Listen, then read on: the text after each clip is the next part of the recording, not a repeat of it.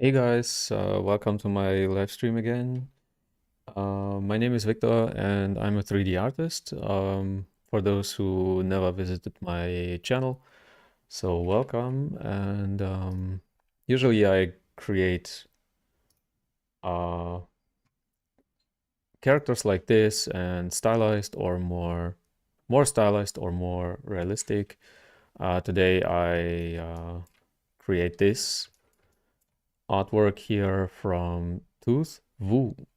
So visit his art station when you want to check out his work. Um, and yeah, let's start creating the base head.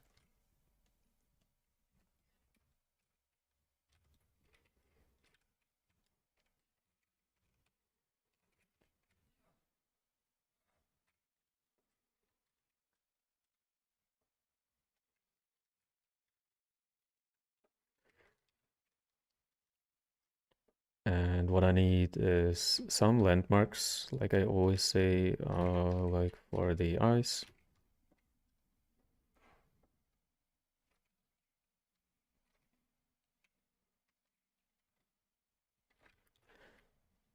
And for the nose.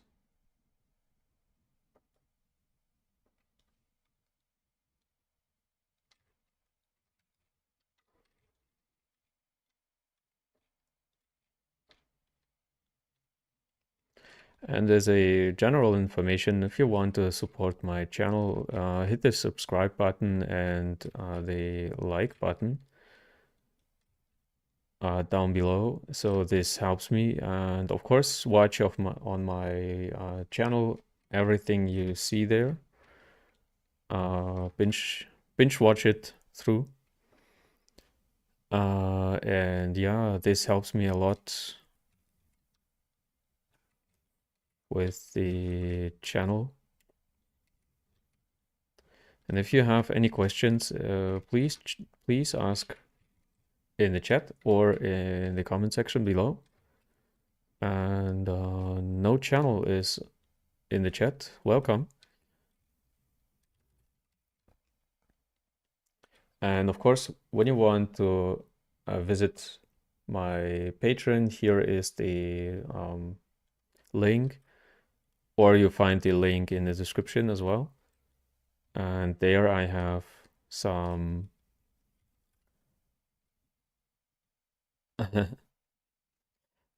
Rick Silva, welcome. On my Patreon, there are many courses already. I'm working on some courses to create, how I create like, oh, I hit the wrong button. How I create characters in general, or how I create hair, for example.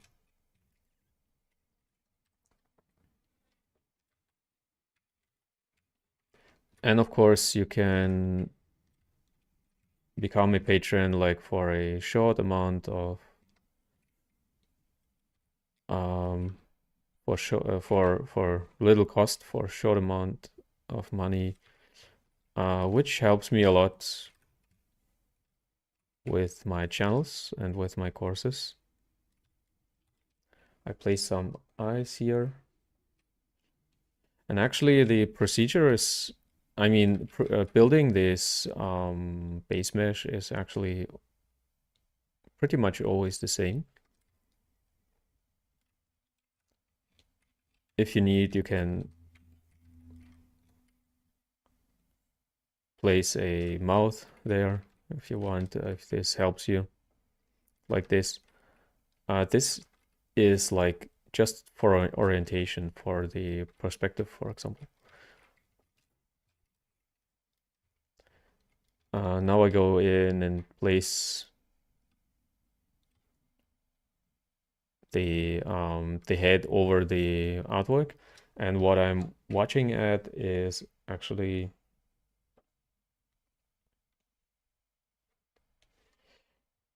are the eyes, so they match the artwork first. This is the first thing I watch watch on. And I noticed that he has a huge head actually, or I mean, this lower portion, of course, he has a big nose.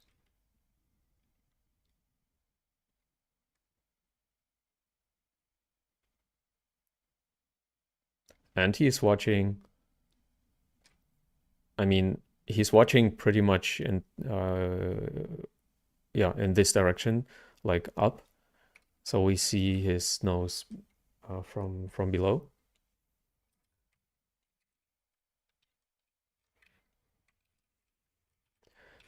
And let me see.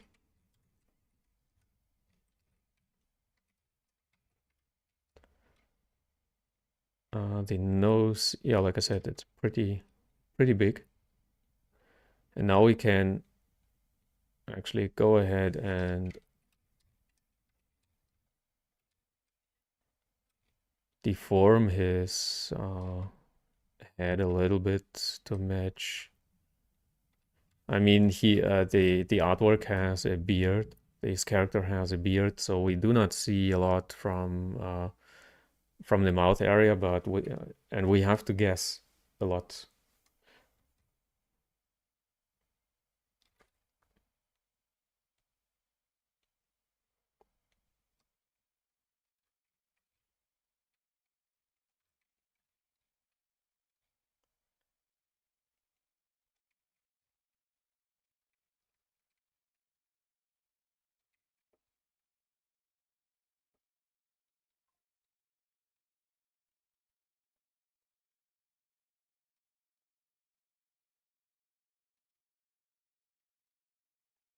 He has an interesting head, which has pretty much bumps there. I want to work out this on my creation as well. So I push already in this stage, in this perspective, I'm pushing the silhouette a little bit, so I match the let me so I match the silhouette here of these bumps of the head.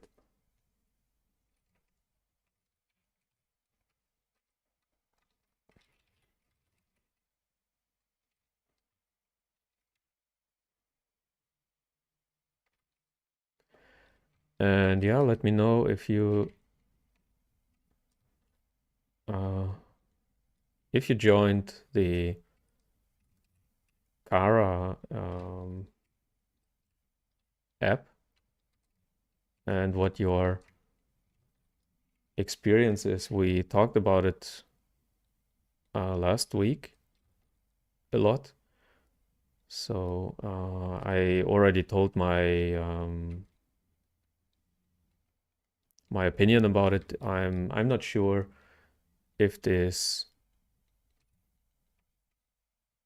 app will help us artists to pretend to prevent our work from being like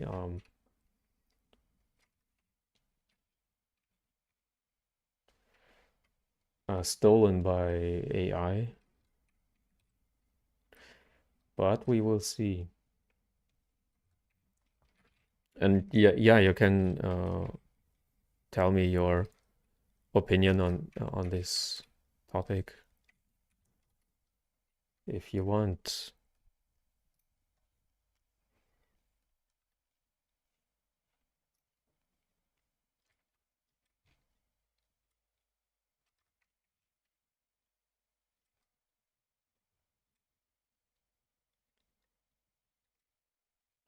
Or you can share if you are working on a project or so.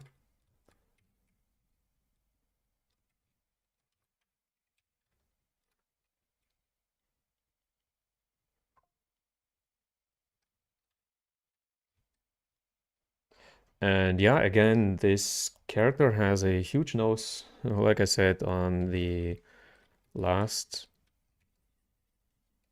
uh, stream. I like characters with interesting noses, and I found this one very interesting.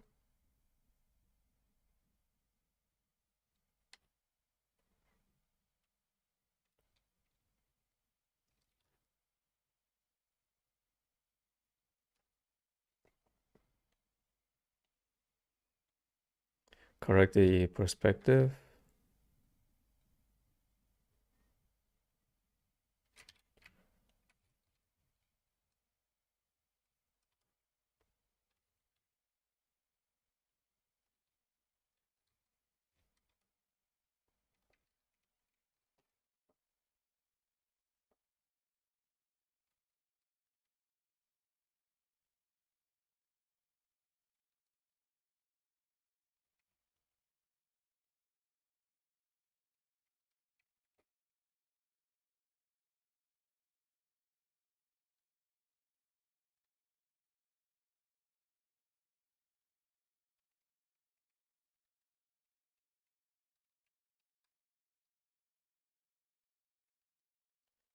And we have the basic volume of this face. It's of course not finished.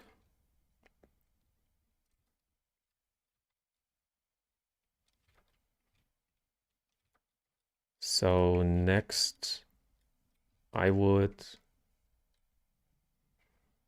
extract some eyebrows because they are very prominent, very big, and yeah, it's a very important part of the face, and the beard as well. Before I continue with creating any details, I want to create these parts.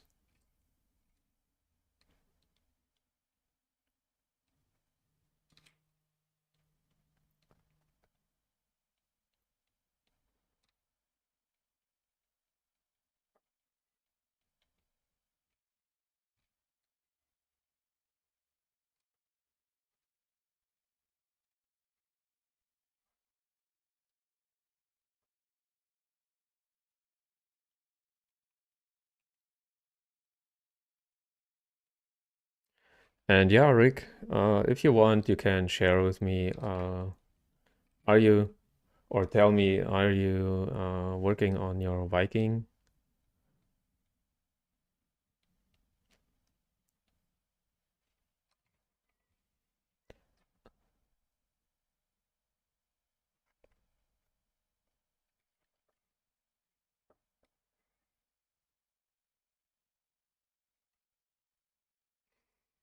You didn't have a look in Kara. Yeah, don't rush. Actually, like I said, Kara is, I don't know what it brings actually. We actually have no idea what is behind this app. Um, I mean, it could be like a scam or whatever. So everyone is entering this app, but actually no one knows what it actually or truly brings. So I'm curious how it will turn out. Like it's actually not uh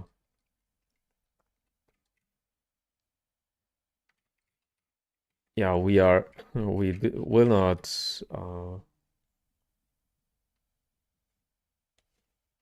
save save us from AI, I think, with Kara. Because actually uh yeah, Facebook could like buy it and close it like with like they did with Instagram. They bought it and they didn't close it, but Uh, they did actually their uh, Facebook thing with it.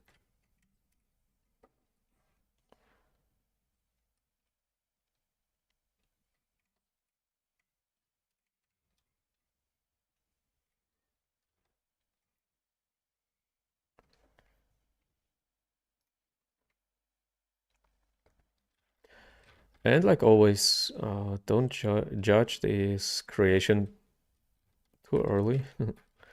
I'm just placing some volumes.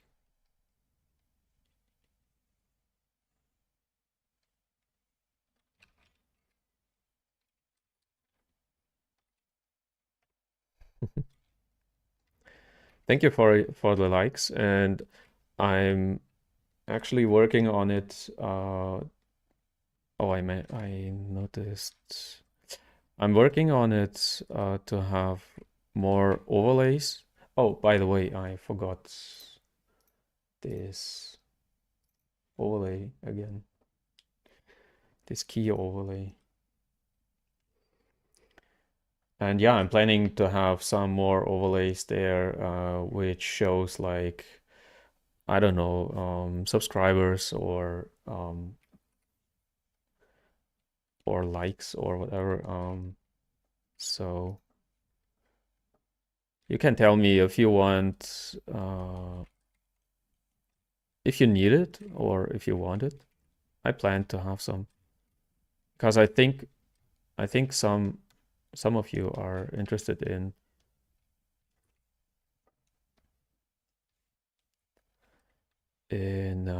yeah, being some kind of not being exposed. Please don't see it like an exposed like but maybe when someone is liking and maybe he wants like a shout out or whatever. So I think it's a pretty cool thing. Like with this there with this overlay here.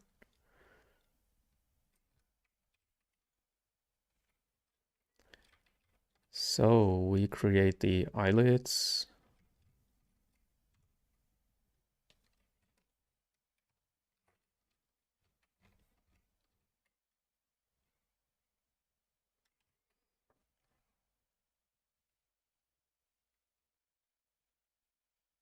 And yeah, creating like more interaction with you and of course with other uh, subscribers. And maybe I will create like an overlay like a ticker. And I told you when I generate more or enough, like I don't know, 50,000 subscribers, I will create a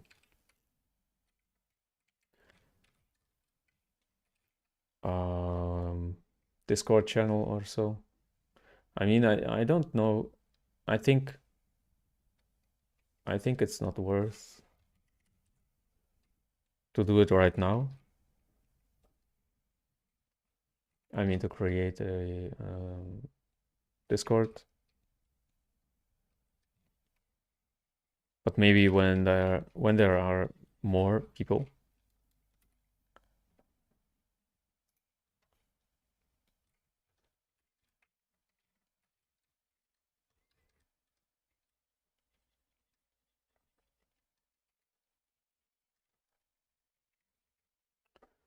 A little bit too much polygons here. Yeah, like this.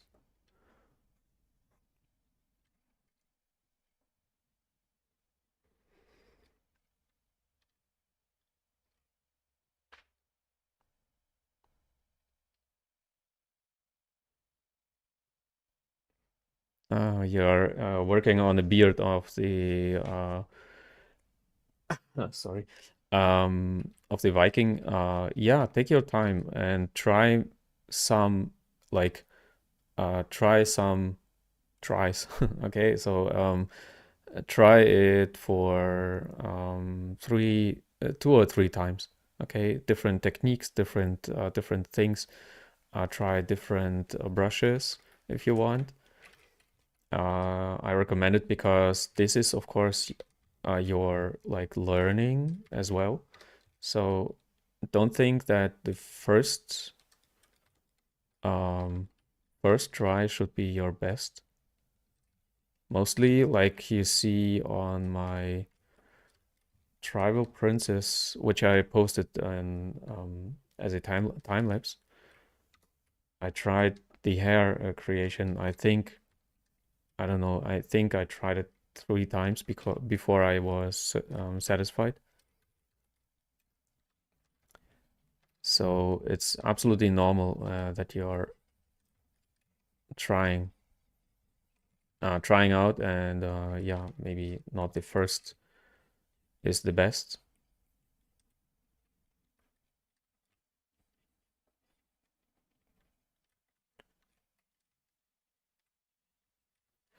Even as a more experienced artist, you have to try out things.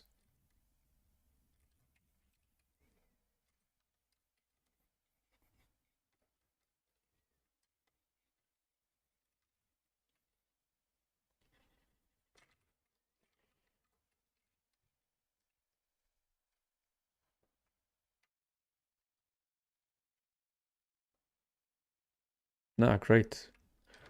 Yeah, I think it's a pretty cool character already.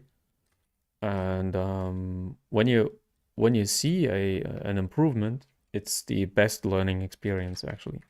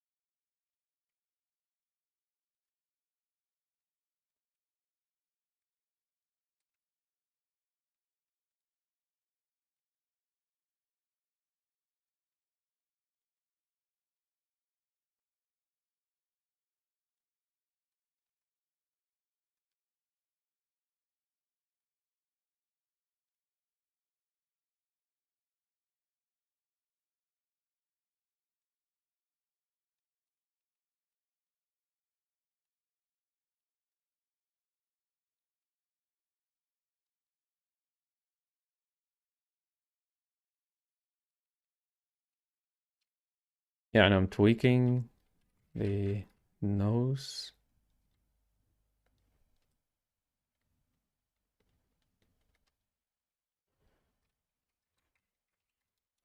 It's of course not the finished version. I think I create these volumes under the eyes from the eyelid, like a separate. I like it actually to separate this portion here because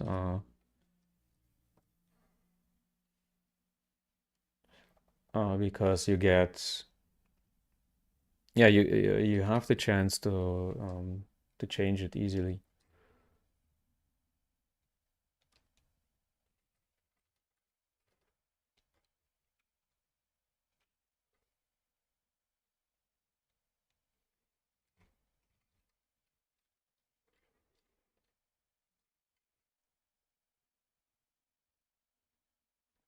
Hmm.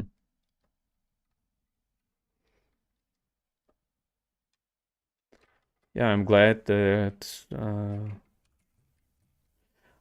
when you are learning from me. And of course, I'm really happy to have you as a supporter.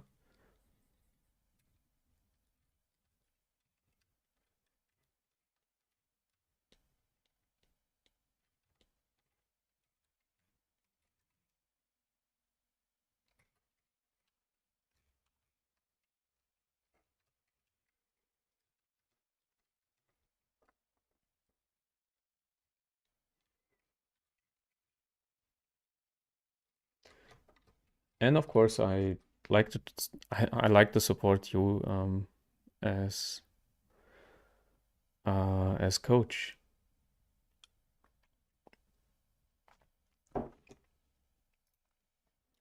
Let's see how many people are watching already.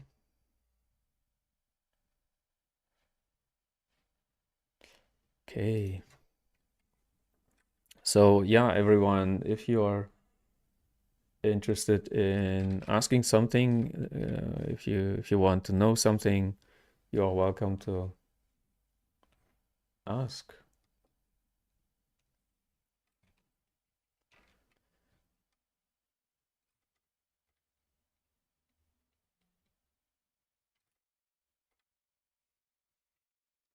And you notice here that my perspective is not working anymore. And like I said earlier, that I'm when I add some yeah details and volumes, I'm reworking the perspective, or maybe it's let's see. I think the eyelids should be more rotated because they are, I mean, his eyes are should be like more closed, like on an old person,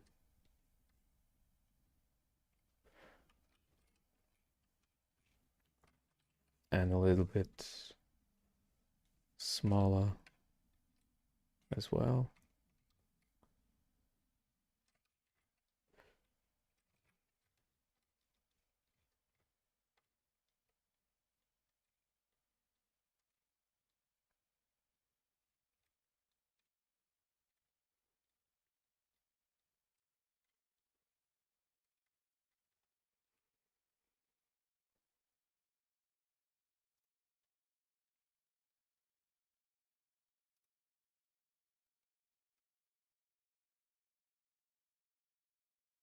Mhm. Yeah, you're welcome.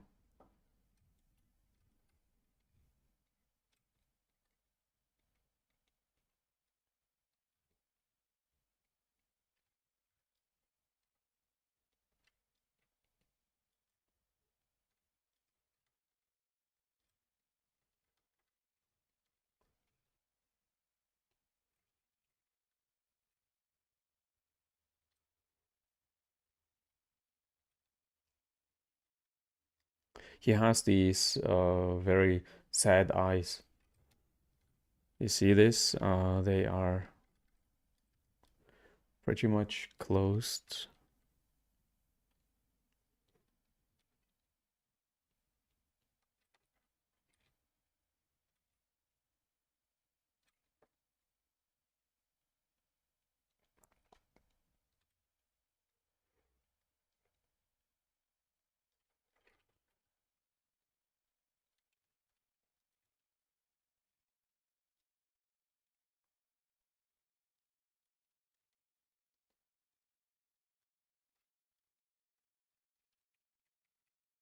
So like this, and these volumes here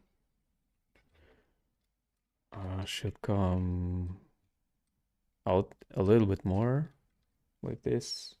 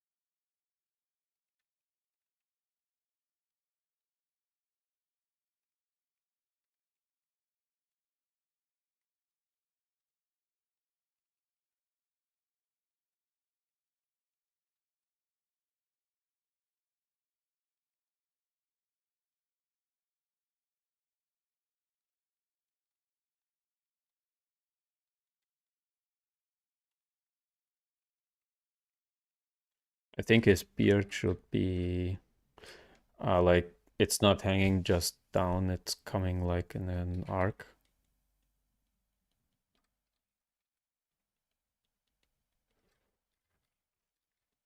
Something like this.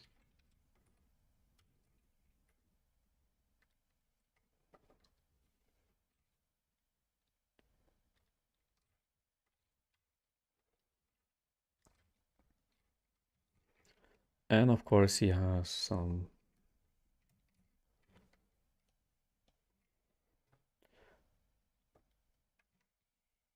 hair.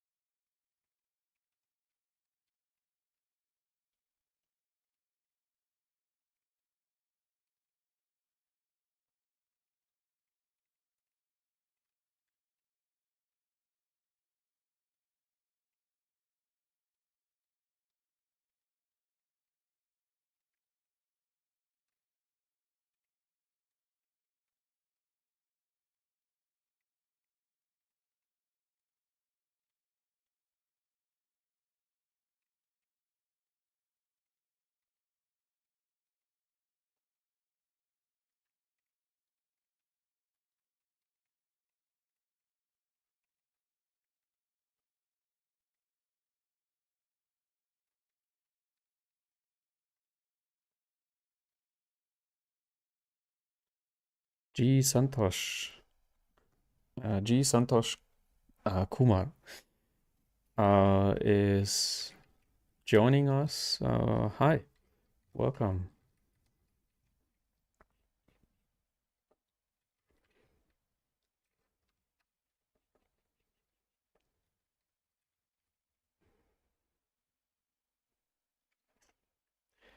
This is your first time. Welcome. So yeah, have a look if you enjoy my stream. You're welcome to share your opinion, of course. And yeah, if you have something you want to know, please ask.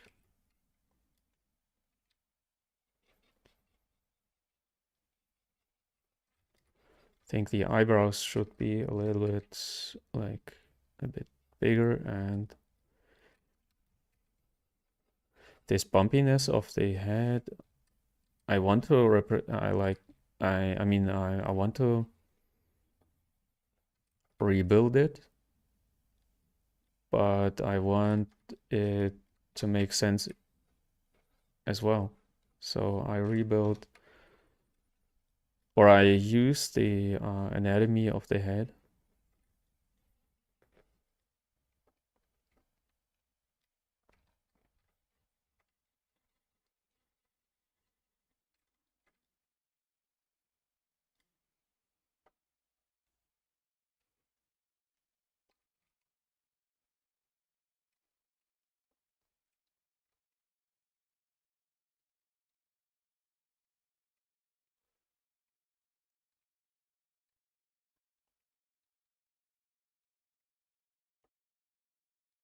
Like this.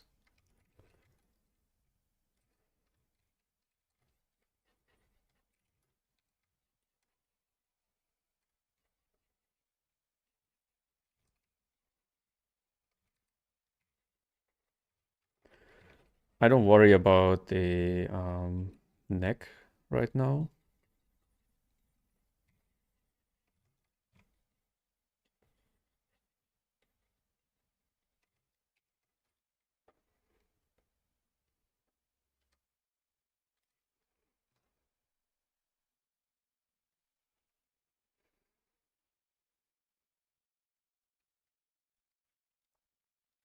For the background image, please watch my other live stream videos.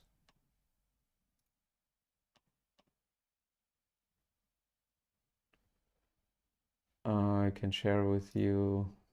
Let me see. Actually, I explained it already in other videos. I mean, live streams. So please watch my other live streams. And of course, please binge watch every of my videos through if you want.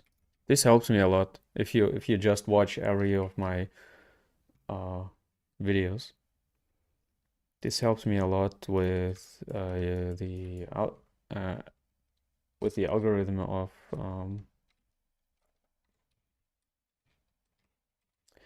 YouTube. And in this video there, I posted in the chat.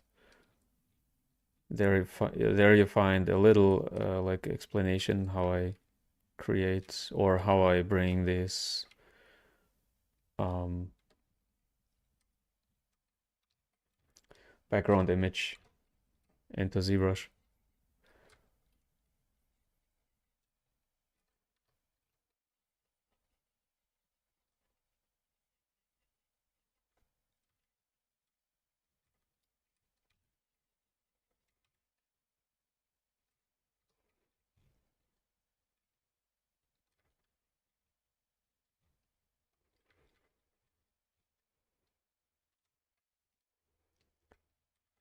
So let's work on the eyebrows and bring some volumes out there.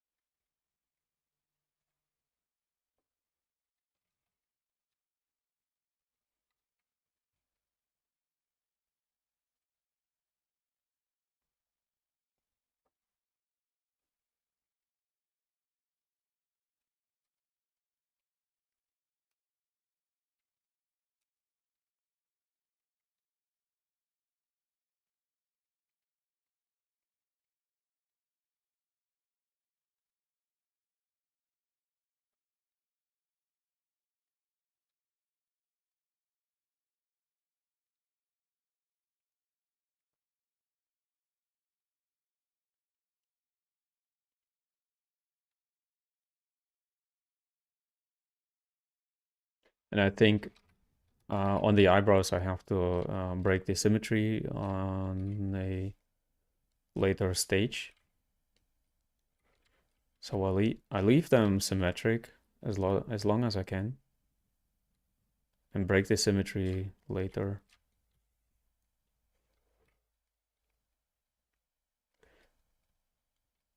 Here starts the like the work. Like I'm tweaking here and there. So I'm watching for the right volume.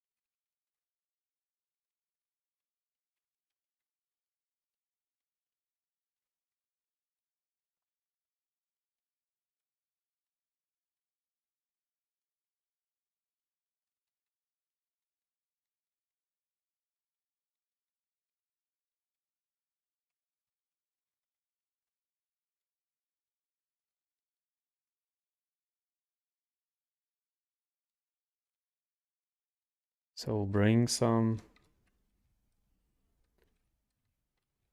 volume to the hair, like this.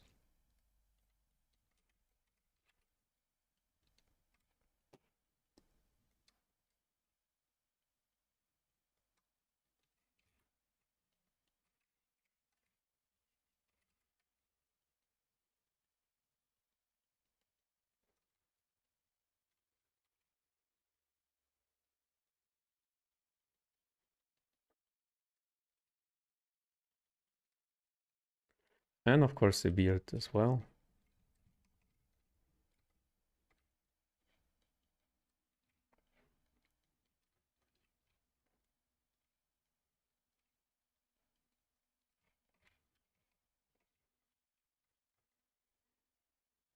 And here is a like a braid.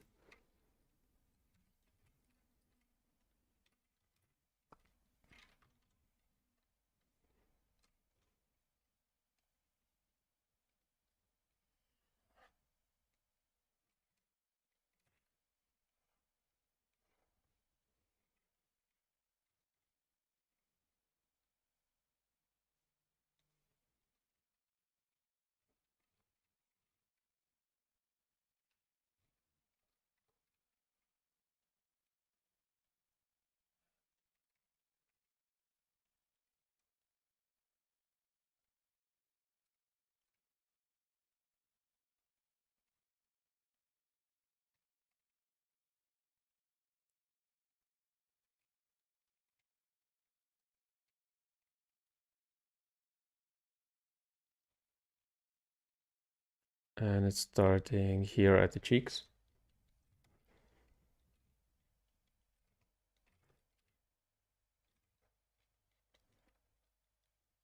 So something like this.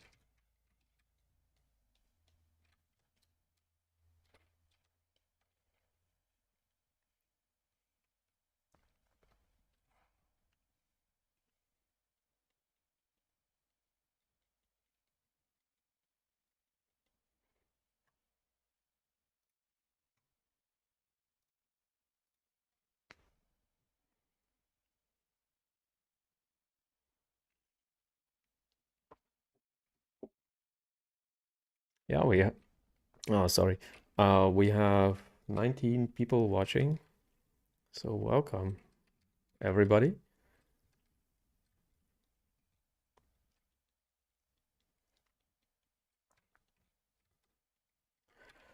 And yeah, for those who are a little bit later, joined a little bit later, I asked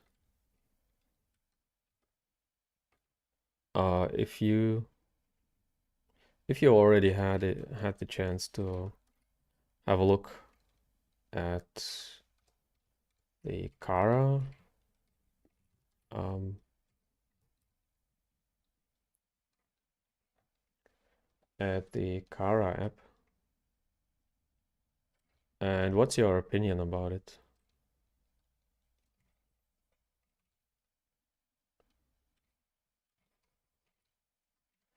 So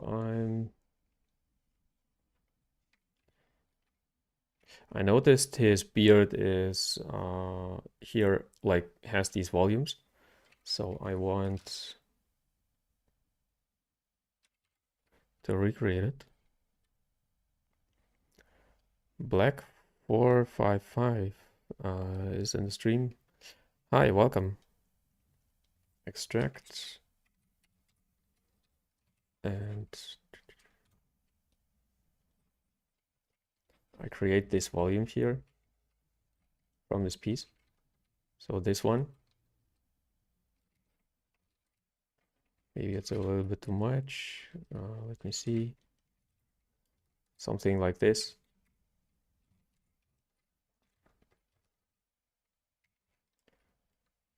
And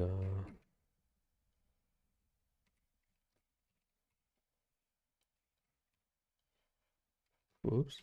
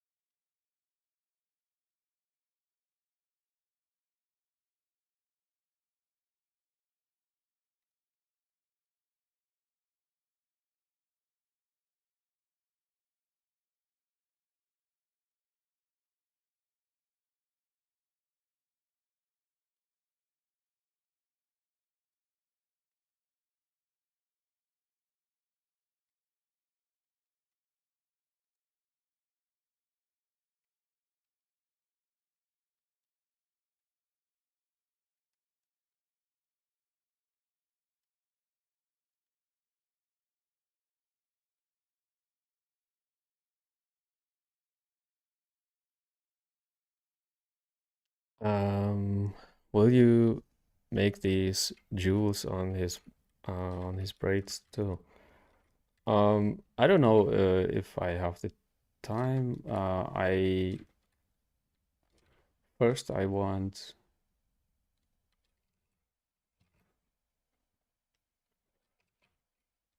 first thing I want is to get the volume right, and the jewelry is just detailing. But let me see.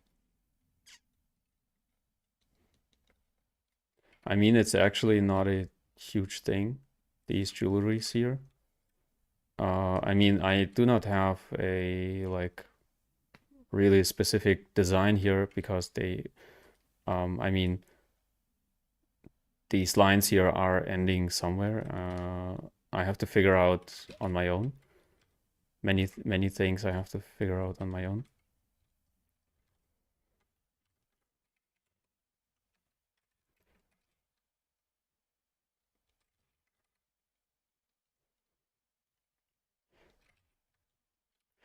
But let me see if I get to this point.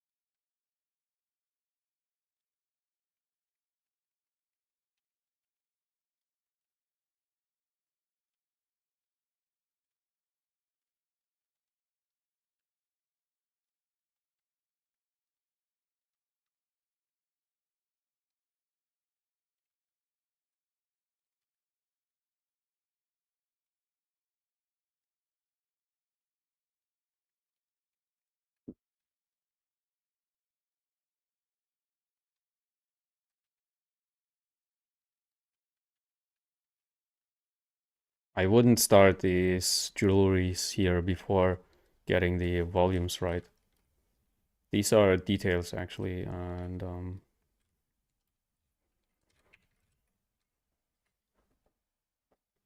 first thing I want to do is actually the getting the whole character right before creating any details.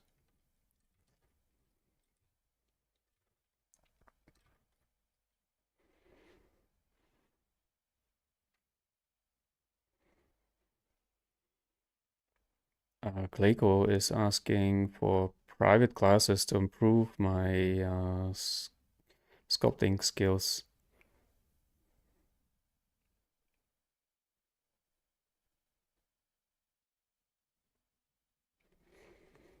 Um, yeah, you can check out my Patreon if you want. You find the link in the description, video description, or here.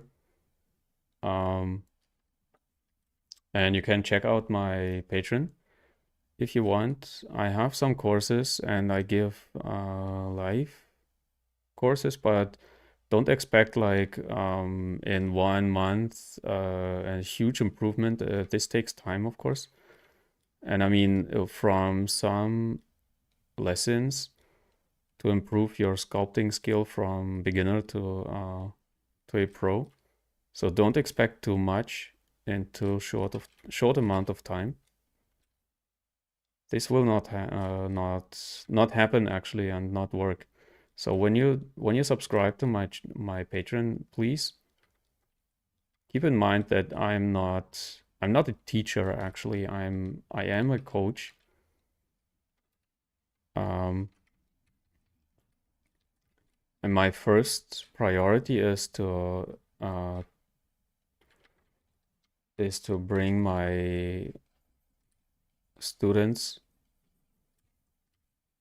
to a point where they can create characters on their own, and it's actually doesn't matter if you're creating a old person like this or if you're working on a young person, doesn't matter because the fundamentals you have to learn are actually the same. Um, but yeah, if you want to learn from me, you're absolutely welcome to join my Patreon and check it out. And of course, on Patreon, I offer you to watch like all of my videos as a preview. So please watch them as well. I mean the previews. And if this is something for you, you're welcome to join.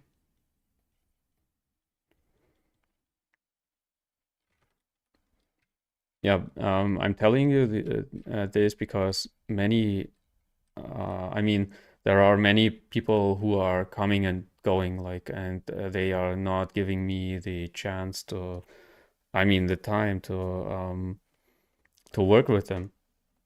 I mean, when we work with each other, then we have to have time first, of course. I have to get to know you, actually, your needs and your current skill set. And this is something I have to learn from you, and you, of course, have to learn from me. My um, my not my techniques actually. There are not many techniques, but my um, teaching style.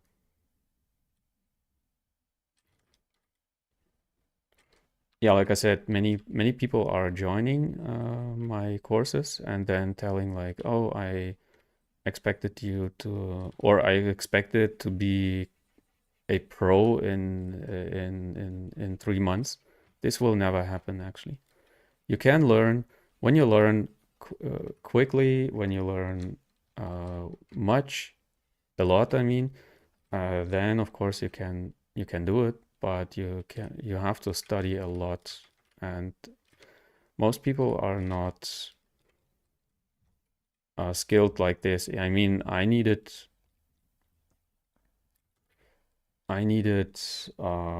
years of studies on my own, so I know what I'm talking about when I say this will never happen, that you will be a pro in a short amount of time. That's why I really want you to join my Patreon, but be aware that you have to learn a lot on your own, of course, because I'm just giving yeah, some kind of guidance. I cannot be like a art school. I cannot give you the same what a full-time art school is giving you.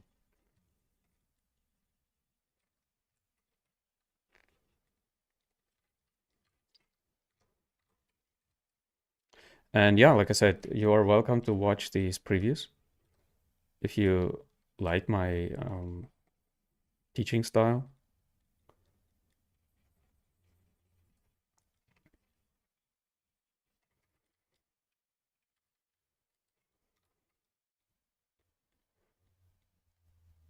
And Rick Silva is on the stream. He is one of my students, and yeah, he is learning. I hope he is learning a lot. um, and yeah, he's working on his portfolio, but he already has some skill.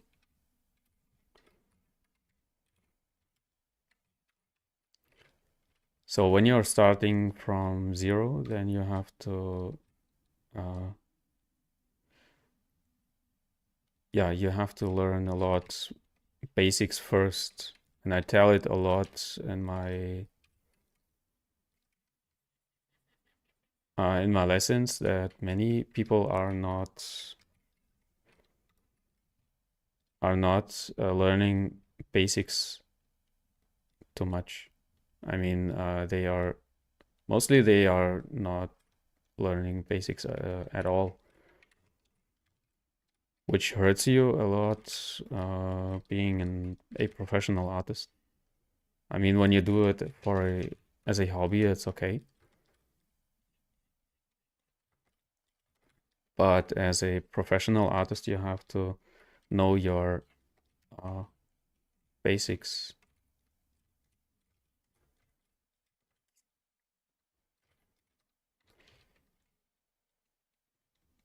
Okay, the ear it's okay. I mean, as a representation, as a volume, it's okay.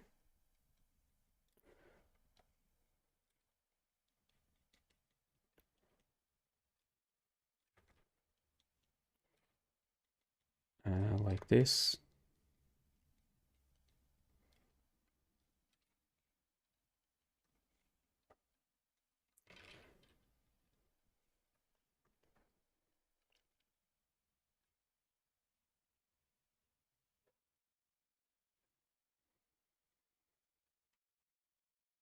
You have to, okay, I get it. You want like the next level.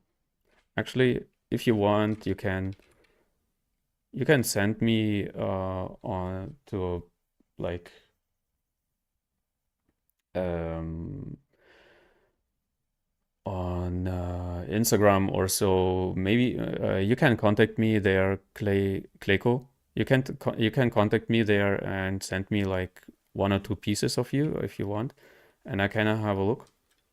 Um, and can tell you if you like have enough skill set to go the next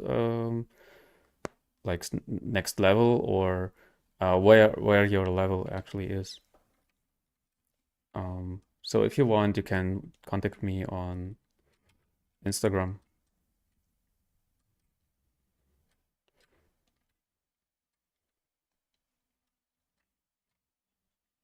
or Kara or whatever you want. There is my art station as well. So when you want, you can contact me there and send me one or two images of your pieces.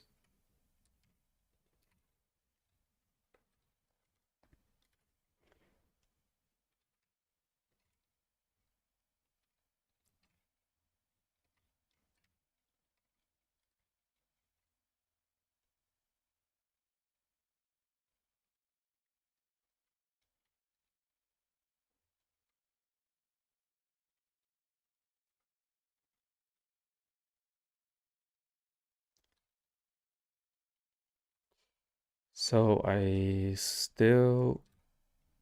still working on some volumes. I mean, this beard should like there is a very important area here on the cheeks which defines his face, like his long face. Okay, he has a long face here. This defines his face a lot. So when you make it like this, it's not long enough actually, and it takes a lot from this original creation here, from the original character. So please be aware of these details.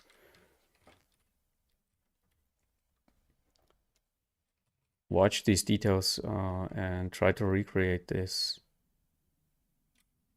first before getting to jewelry here, like these details there. First volume.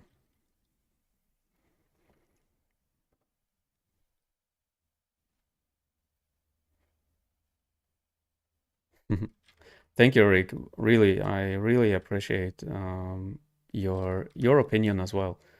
Uh, so yeah, I'm learning on my own as well. So of course, I mean, I'm learning teaching and I'm learning giving feedback. So you guys are teaching me as well, and you help me to improve like my learning, my teaching skills. So if you like it, this is a huge how it's called. Let me translate quickly before I say something.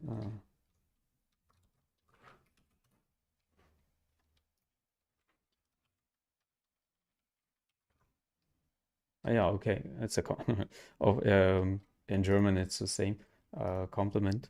So it's a huge compliment for me uh, to hear that.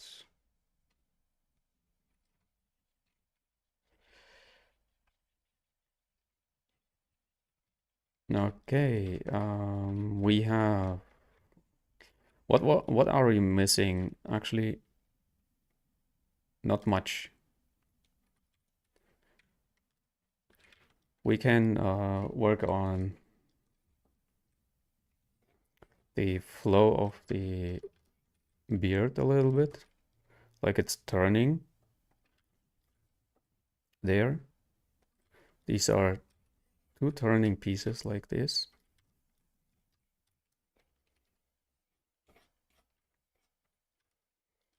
I do it like quickly there.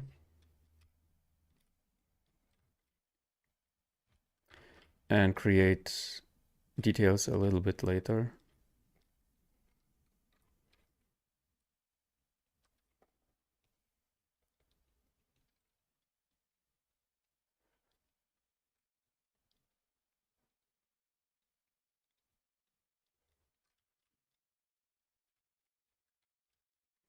And regarding like level of skill or the next level you want to reach, um, sometimes it's something you cannot actually learn.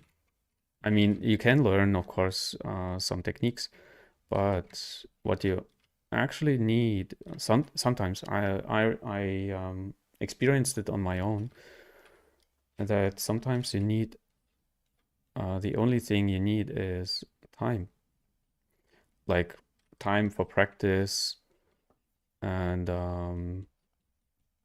time for processing feedback as well. So when you get my feedback, please take your time to process it and um, to process it into your artwork.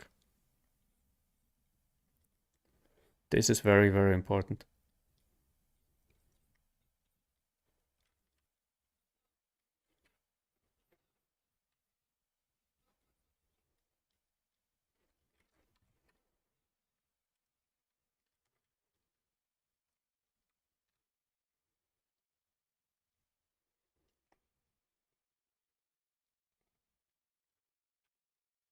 And of course, I'm providing like videos about how I see things, and of course, like portfolio stuff. Like I don't know if I mentioned it here on stream already, but I do not recommend for beginners. I do not recommend to have a portfolio.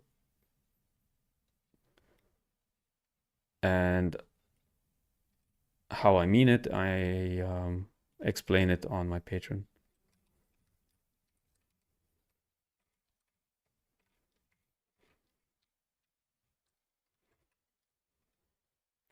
I just mean, of course, beginners. when you are a bit more experienced and you are working on your portfolio, of course, you are working on a portfolio because you want to apply for a job, maybe. But beginners shouldn't do any portfolio work. And this stuff, okay, so I'm giving like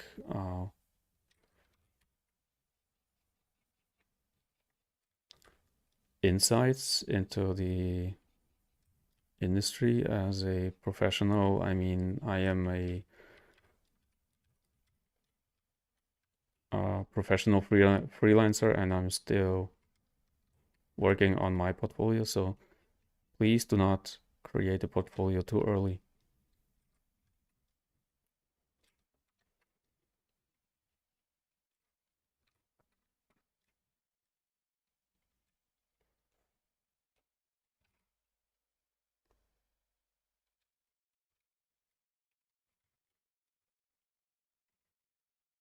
I'm not really happy with this eyebrows here. Let me try again.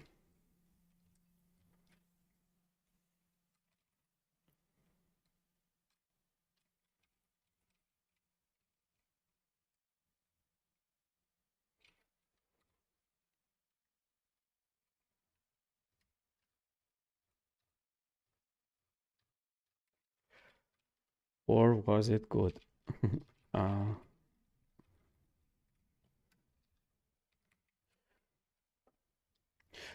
Let me leave it like this for now. Yeah, like this, and I will return to these a bit later. Yeah, and like I said, these lines here are very important for this character, so do not miss them. I know many customers are like, oh, just create it like you want. But I prefer, oops, I prefer to stick as close as possible to the artwork.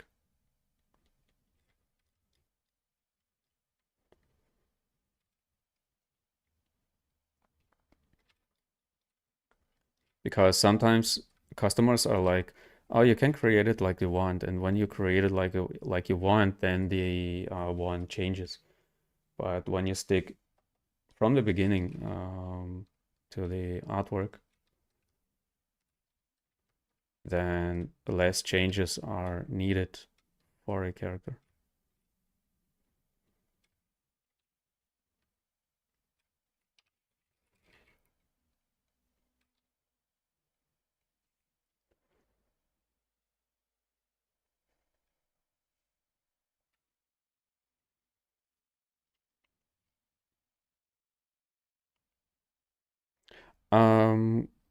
Clicker, you cannot post any links on this on the chat. Only I can post links, but you can contact me on, like I said, on Kara or Instagram, whatever you want, or on ArtStation. You'll find the links down below on the description, and yeah.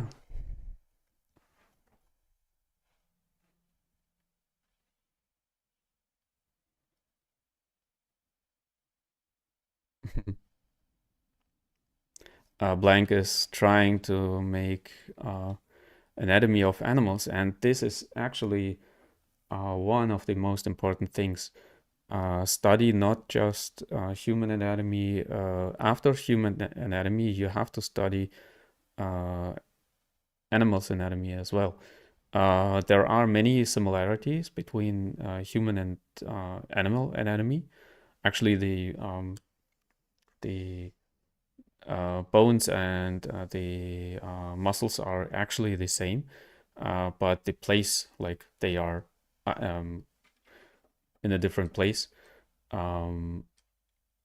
But you have to study these things as well as a character creator, because sometimes you have to create a character like based, oops, sorry, based on like like Greek, how are they called? These horses with human bodies. I don't know how they are called, like the Minotauros or whatever. So sometimes you have to work on characters like this. Okay, I think I like this volume here on the face area.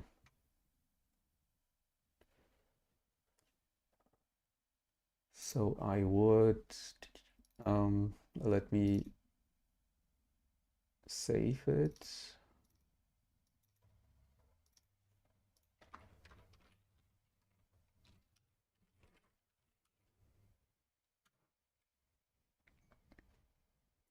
Yeah, animal anatomy is actually pretty fun to do, and maybe hmm, let me watch for an artwork um of an animal, and let's do next time an animal, like an animal body. And actually, you can use, when you are a bit more experienced, you can use this dog here as a base for. I used it for building a tiger, and it's pretty cool actually as a base. Maybe I create next time an animal, or like a creature with animal like so I mean it's something more uh interesting, like a creature but with animal elements.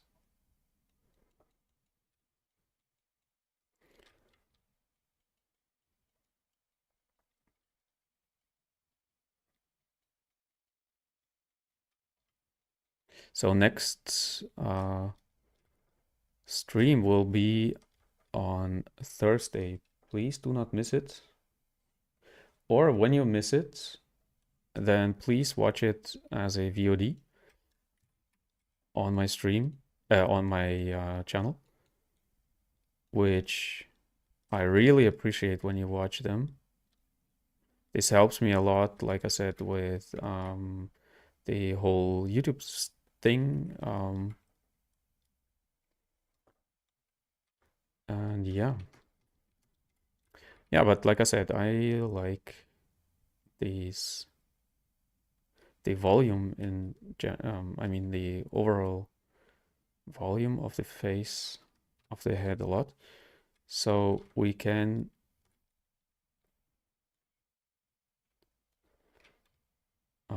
create some little details, and then maybe I mean on the hair like this. I did it already last time. I rarely use pre-made um, brushes for this. I like it actually to create it by hand. I mean the single hair strands.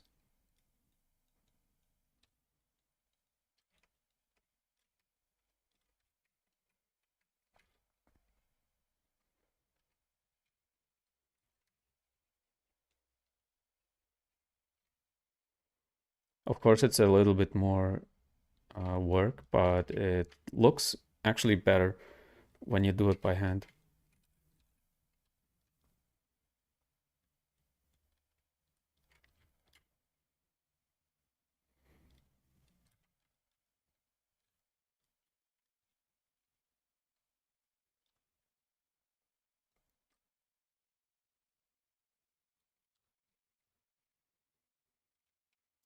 And you show, of course, your skill sets.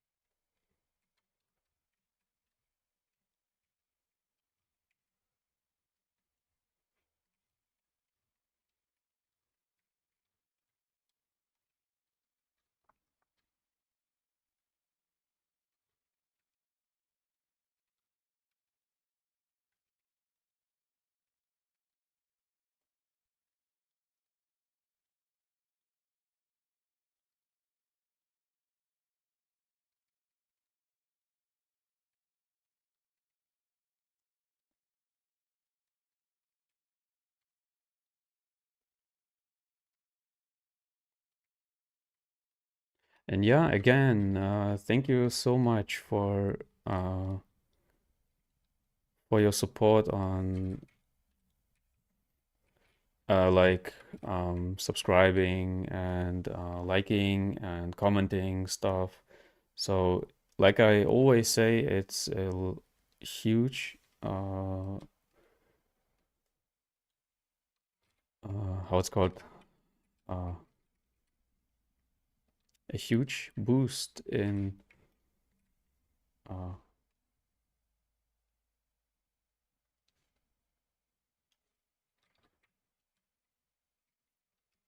motivation boost.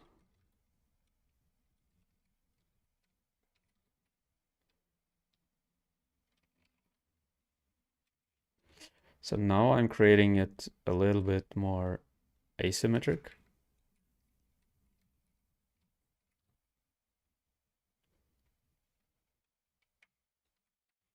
So when you're just commenting like, "Hey, I like your work" and this stuff, um, then it's a very very uh, nice feeling actually for an artist, and yeah, it motivates a lot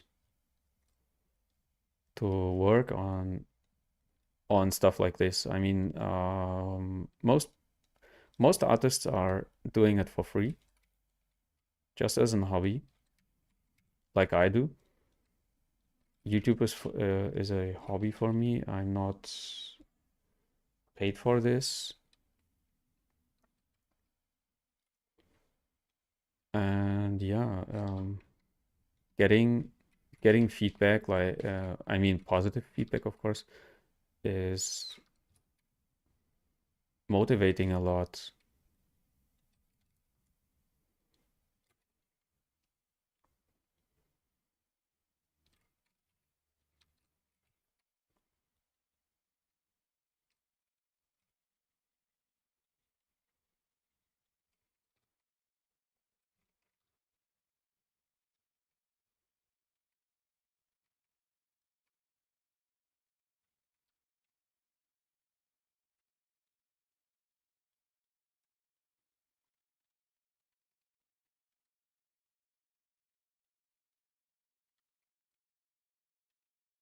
And I read every single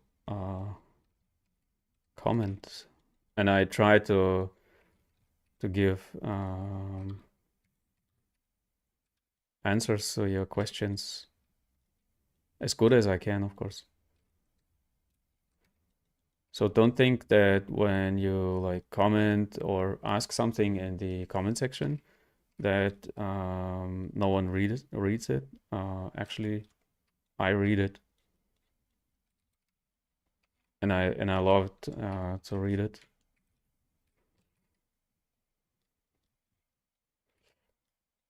Read your comments and your questions, and yeah, to think about some things like Vasil. Thank you, thank you too.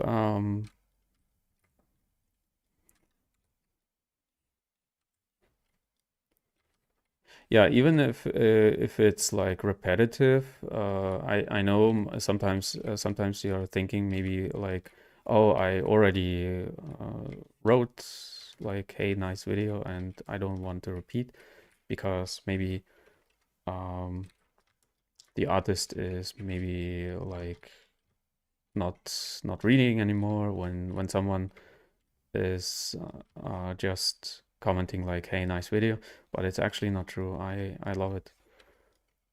You can write it under every single video, and I will yeah, like I said, I read it. I love to read it, and I it's a yeah, it's a very very nice motivation booster.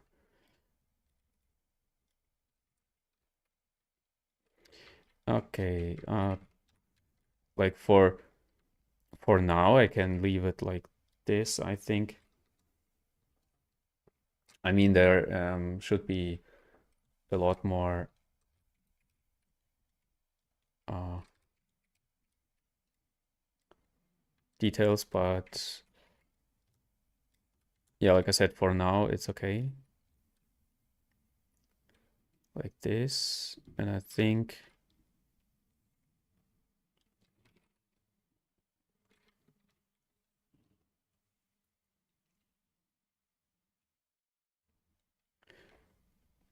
I can make some jewelry.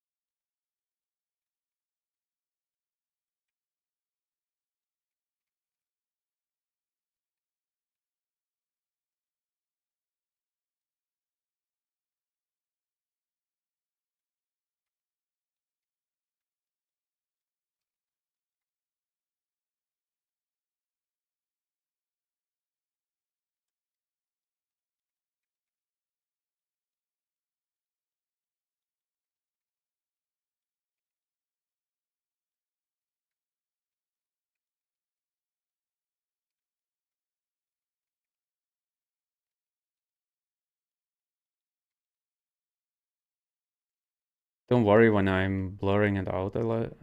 Again, it's just a placeholder. And yeah, you have to be able to redo things easily. Like I want to have this gap where you see his lower lip, and I'm not sure, I'm not seeing it here.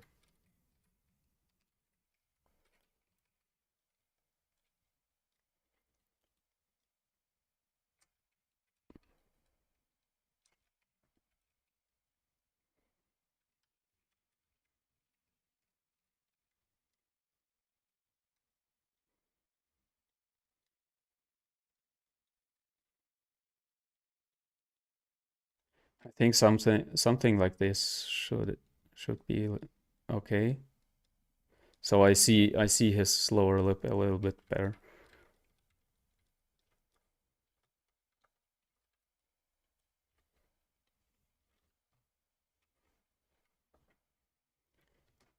And now I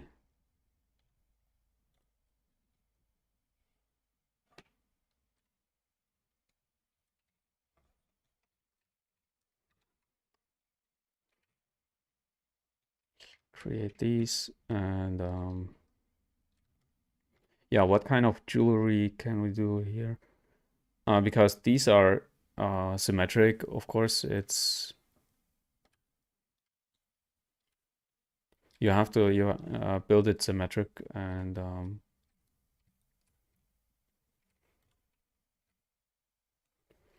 place it. It's not a big thing. It's not a huge deal.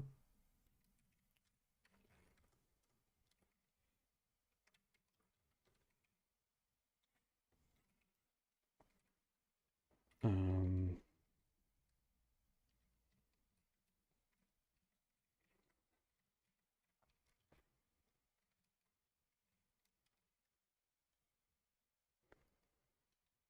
I extract some volume here and create this one first.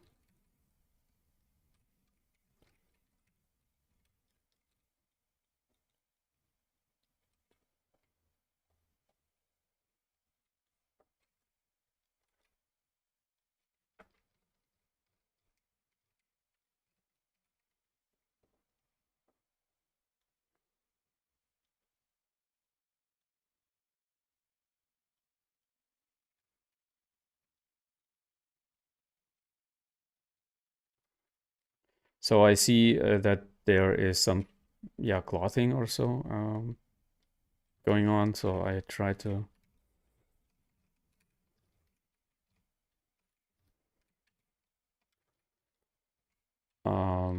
recreate this first, but just from this perspective.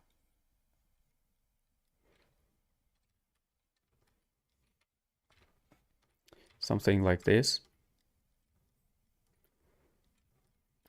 And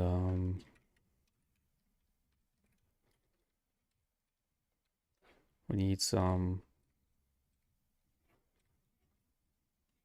details here because,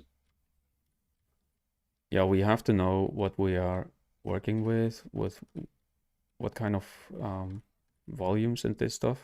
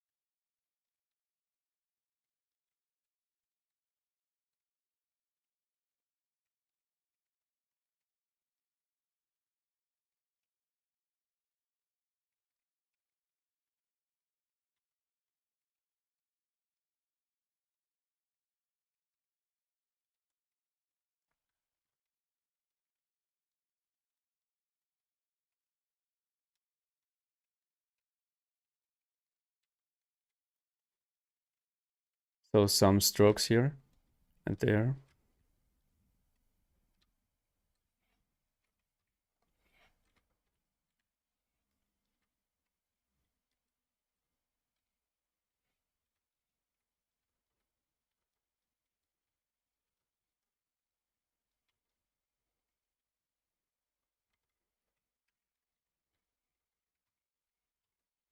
So it makes sense, okay?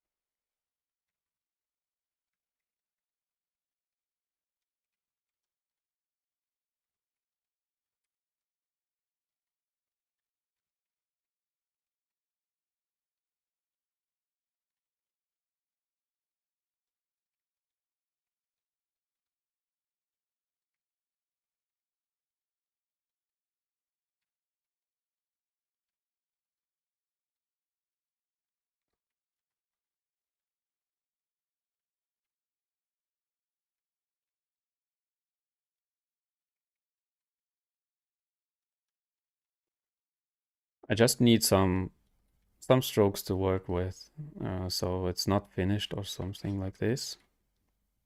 So don't think that this is enough, like for a client work or so.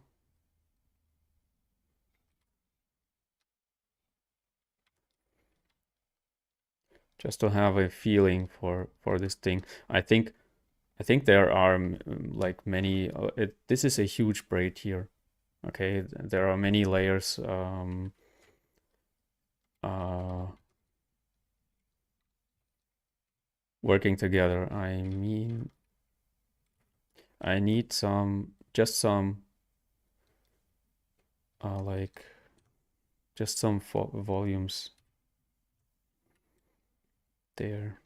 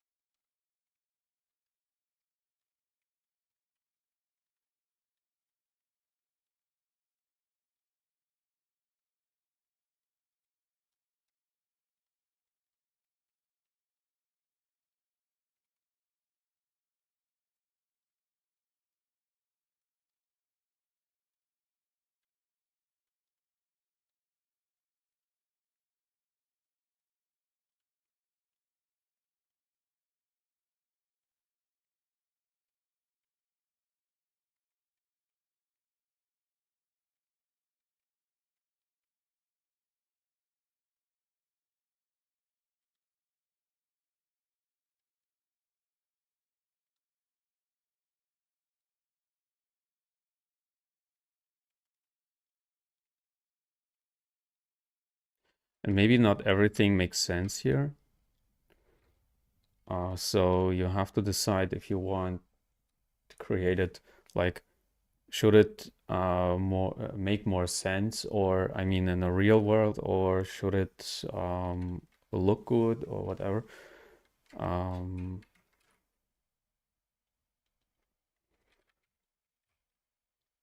it's something you have to work out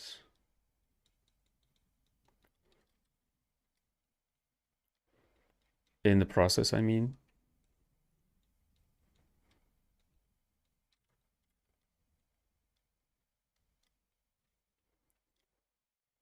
Like this thing here is like connected more to the back and going like in this braid in, I mean, it's like I see it like this.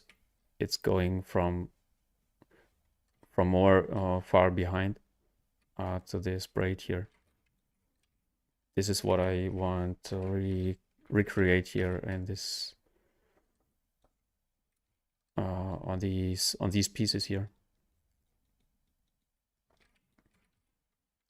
So yeah, like you see, a lot of work needed for volume creation.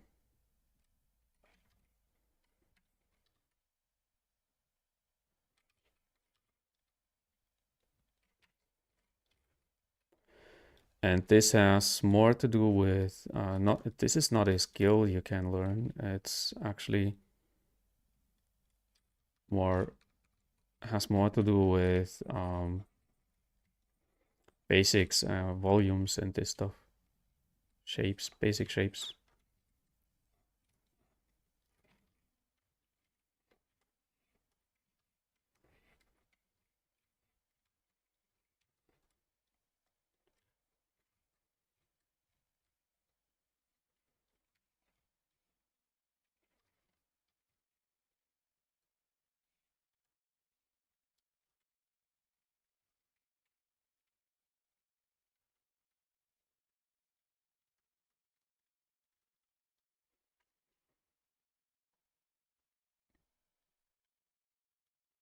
Mhm. So God, thank you. It's going very good.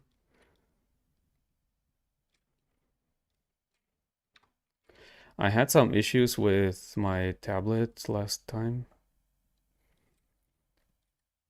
I have a new one. Um,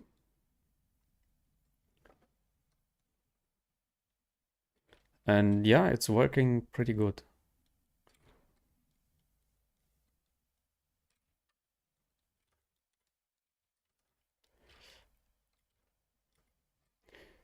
Yeah, something like this. I mean, he has a lot of volume here, like here on the beard. Maybe it should be more going to the back.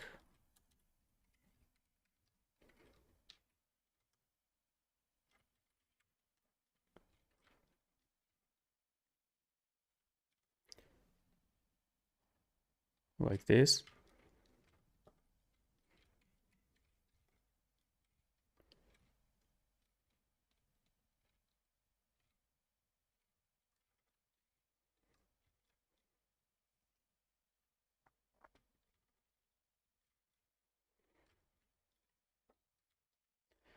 And now I can create these pieces here. And I think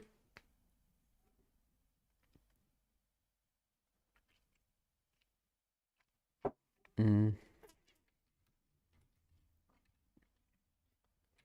let me see how I create them. There is this brush here. I never use these brushes here. Let me try out.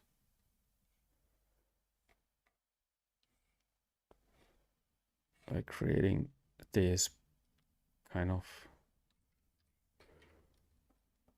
Let me try again.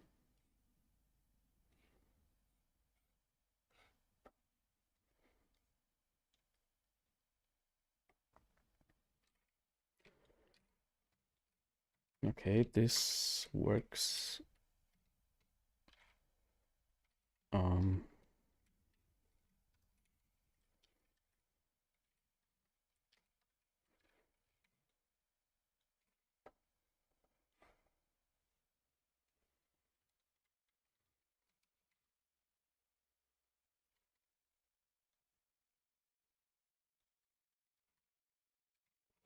So it has to be much smaller like this.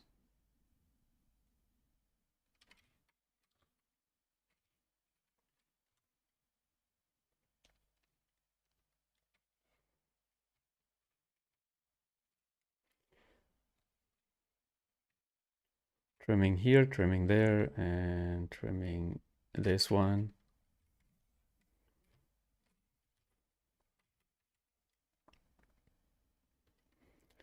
Something like this. And yeah, it looks like it has a hinge there.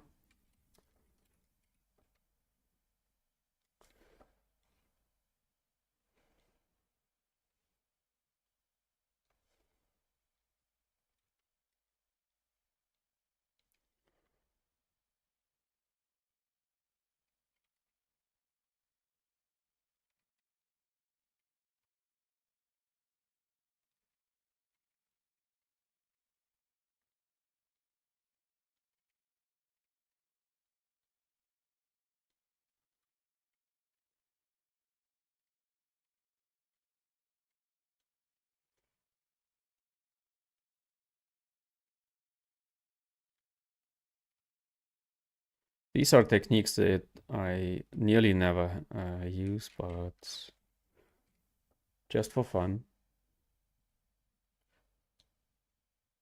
Let's use them just for fun.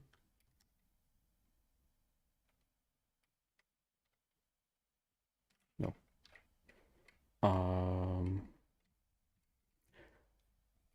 How does this thing work?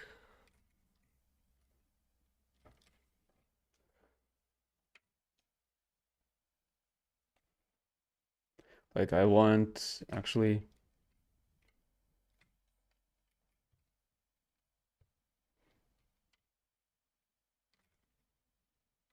I don't want to trim away, but to add a volume. How does this work? Let me. Oh yeah, I think I know it.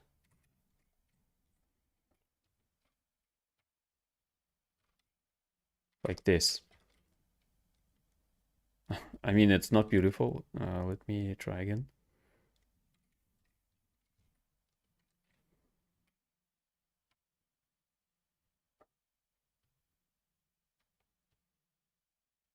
No.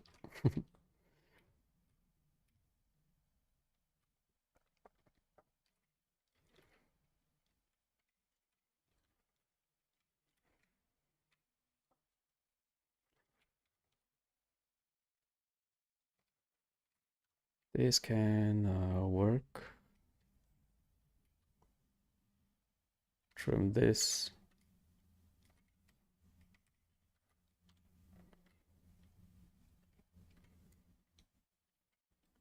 Planar brush.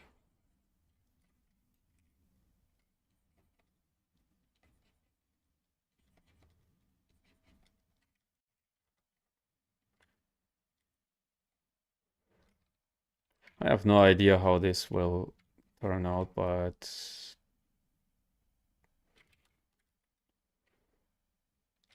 yeah, normally you would actually need to model this thing from primitives. Let me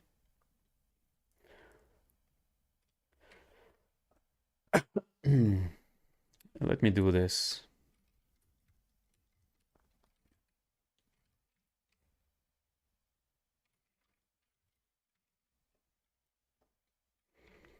So usually I'm not creating pieces like this live on stream because it takes a lot of time.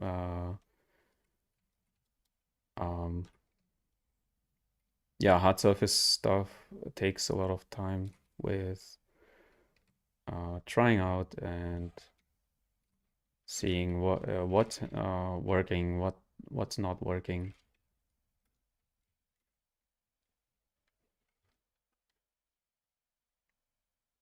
Mm.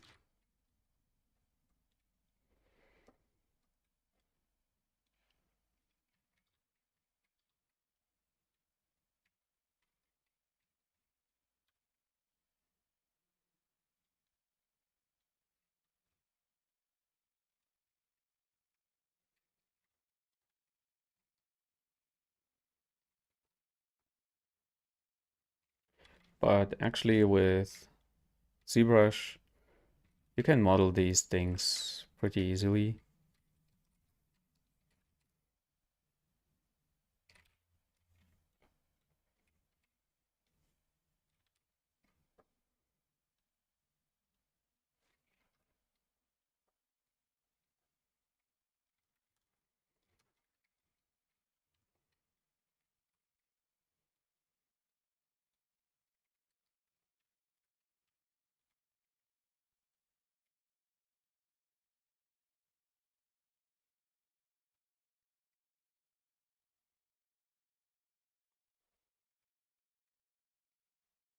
Masking this area here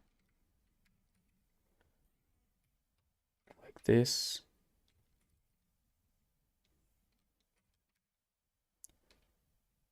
Pushing in and or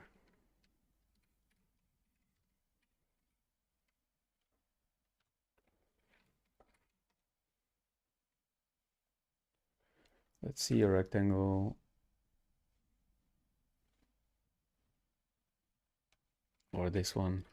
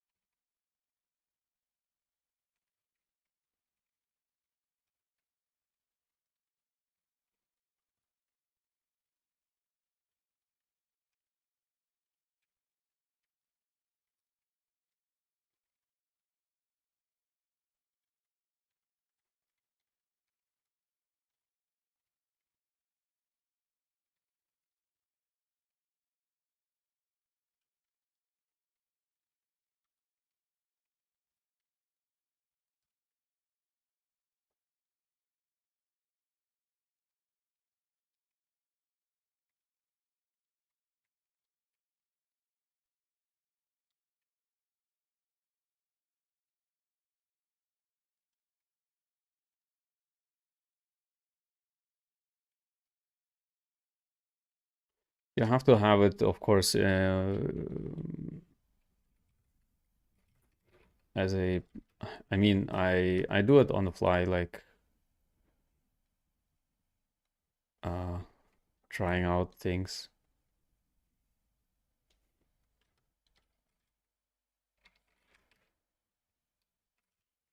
It's not representative, but yeah, it works actually. For now, it works. But you see, of course, it's not properly like it's okay like this, but yeah. Anyway, I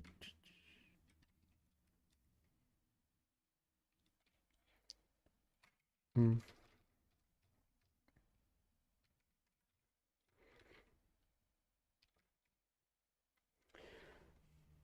duplicate, mirror this over, and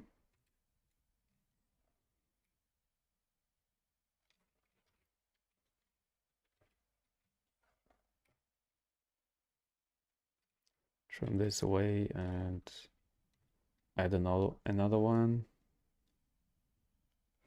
right there.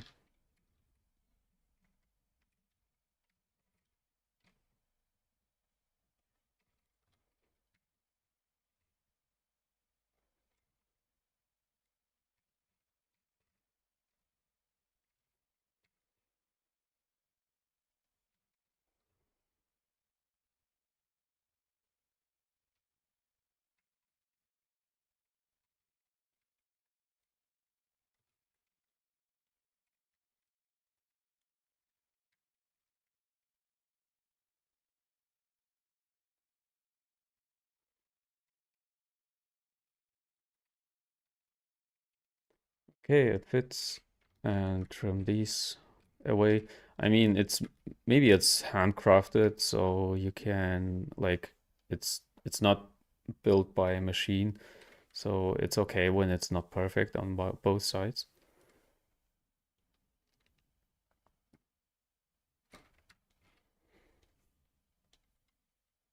Merge both together.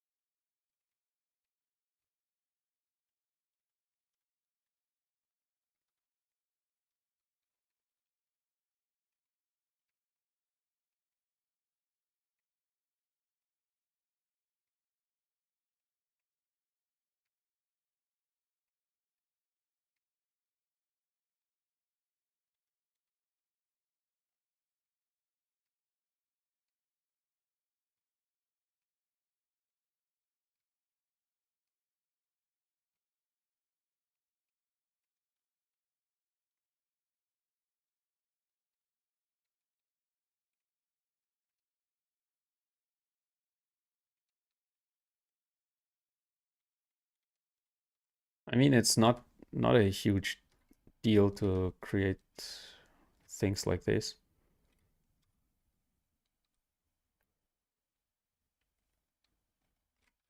Like I always say, work on fundamentals first, and then creating these parts will be pretty easy actually.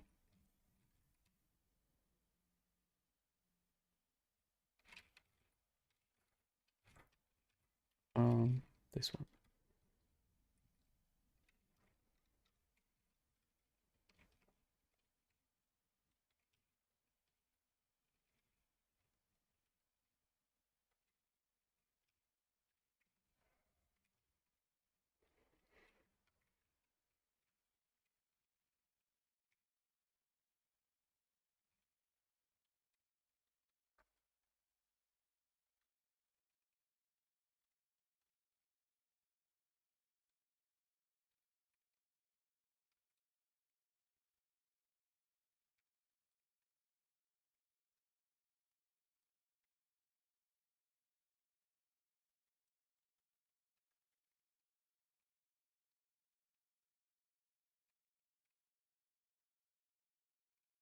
But you can use it, use only, I mean, you can create it just using ZBrush. You do not need to create it in uh, Blender as a poly model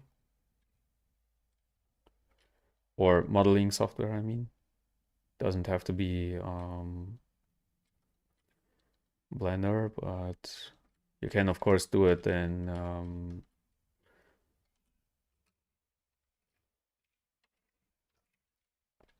Maya or whatever you want.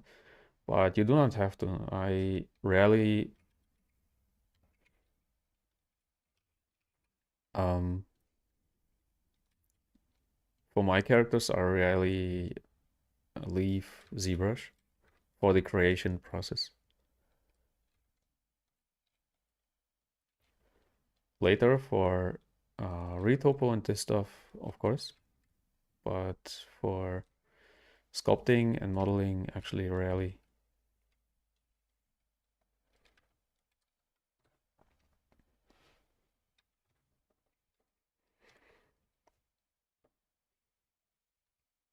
Yeah, like this and this thing Same thing, same modeling process. Like make it flat.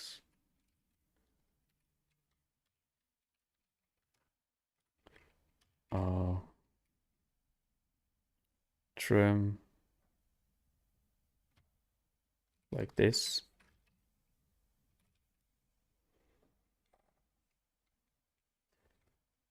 Mirror and weld.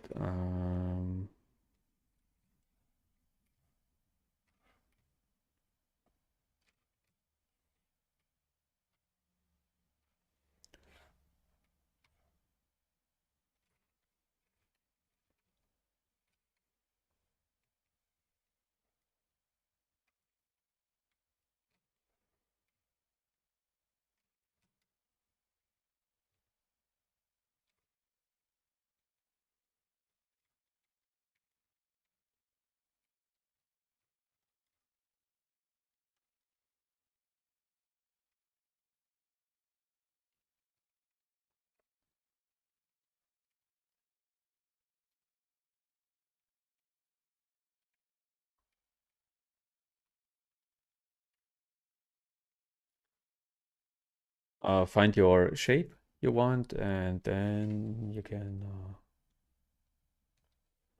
Dynamesh.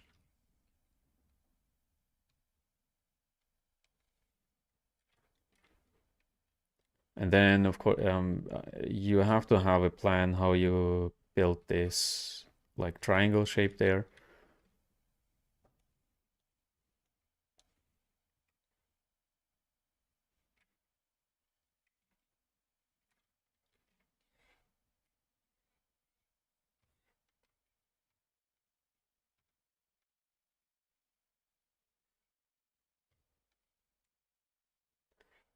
Maybe like this.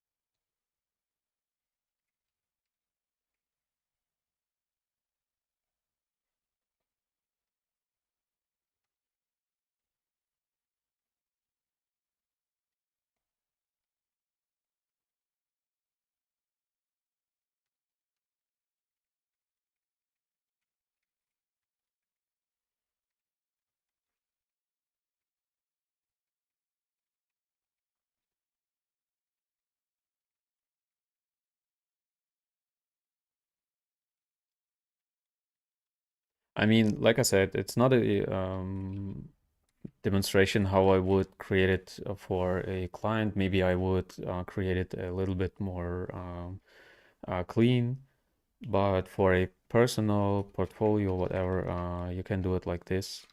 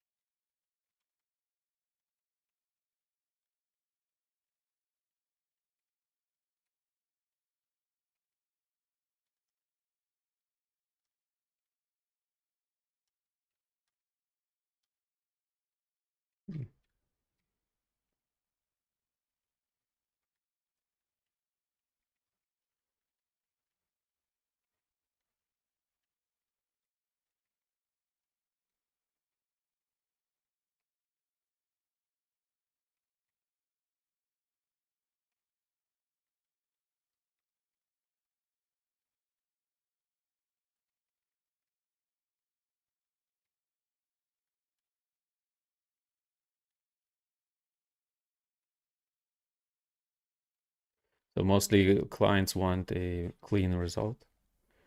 So of course, clean it up. But when you want just to showcase your skill set, it's okay, like doing it like this.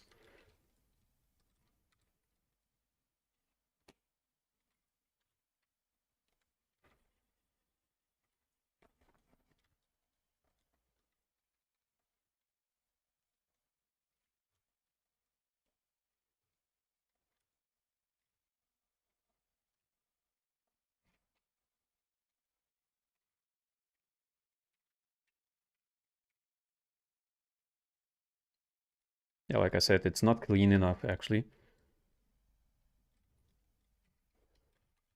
for a client work.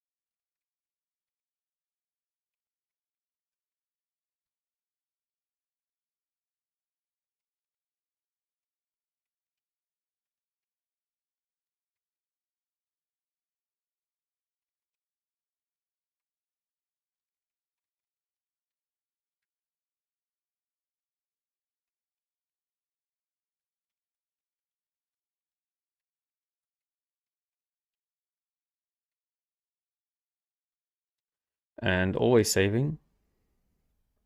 Don't forget to save your progress.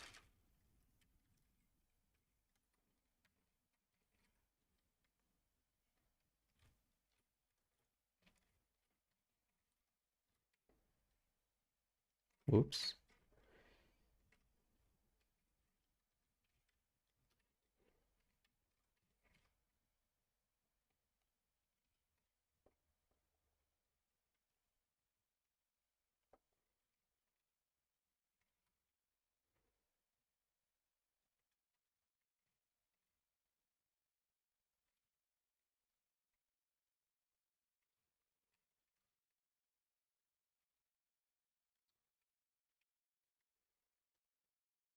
So placing it there so it makes sense.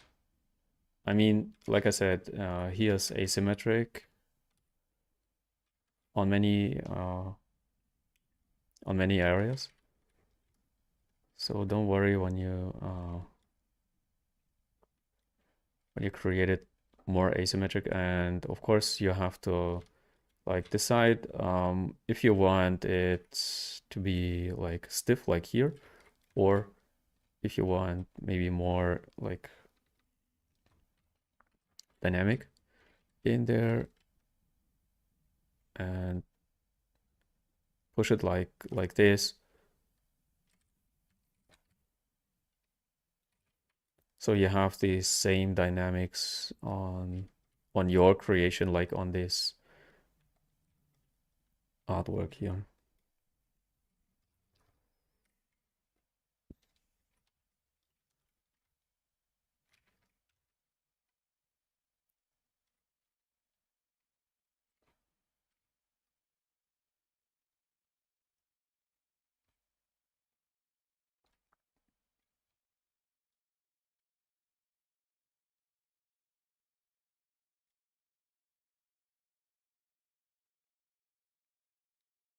I actually like these dynamics a lot.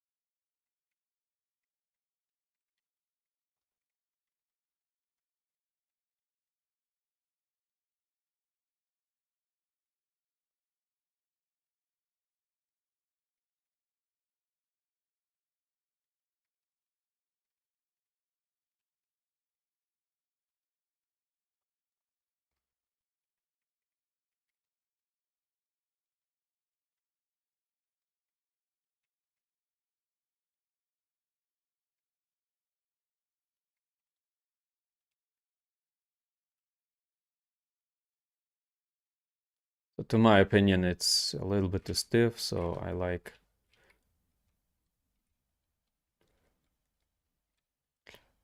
it more like this.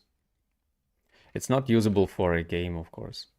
Okay, so you have to be aware of, yeah, are you creating it for a game, or is it a game character, or is it a just a portfolio piece?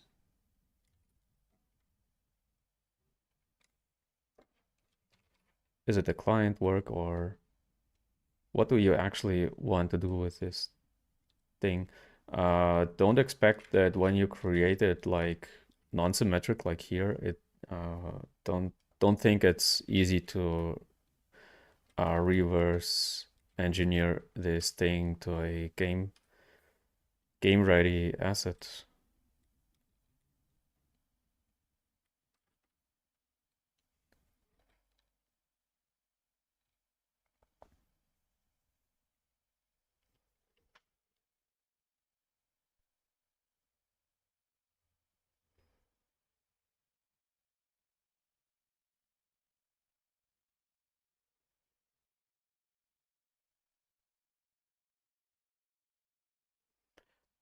When you use the Z modeler, it's enabling the automatic like dynamic draw. Let me have a look.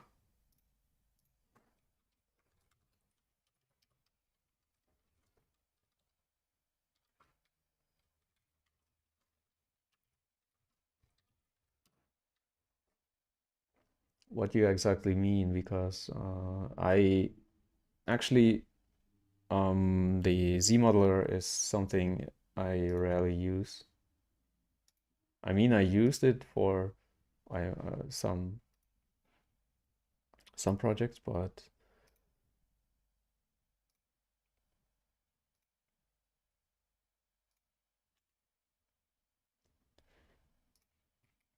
let me see.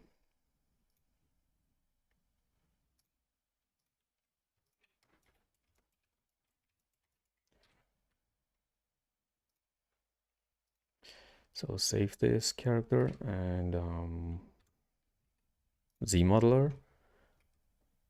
And what do you mean by dynamic draw? I'm actually not aware of like automatically turn on dynamic draw size.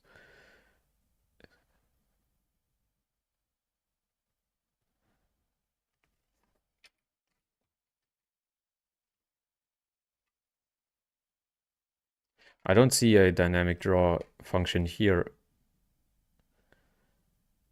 Do you mean maybe like this Q mesh,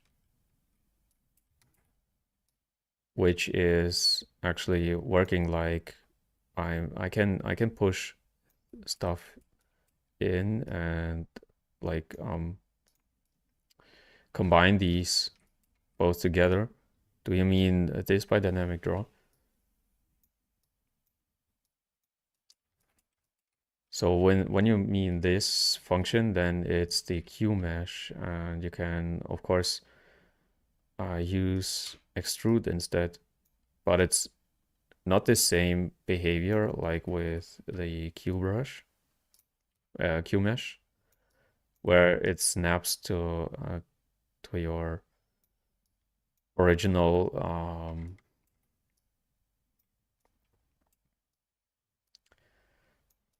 uh, polygon. I mean polygon surface. This is here. It's the Q brush, Q mesh.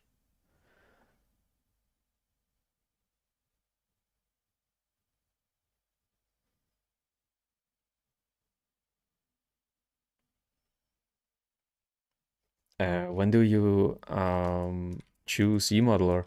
Actually, I use ZModeler only when I want to create like very I mean like hard surface stuff. When I want to draw a weapon or whatever. For this, I use ZModeler. Like, let me see what we can create here.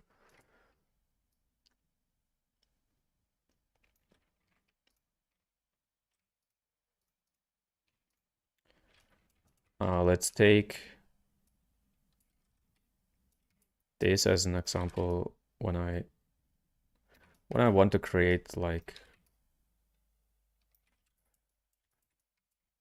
a sword or whatever. Then I can do it like this. Oh.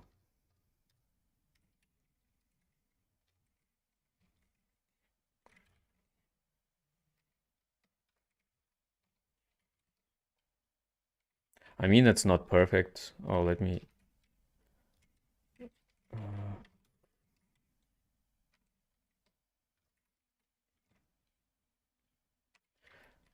Let's say I want to create a sword or whatever, and I need some subdivisions here.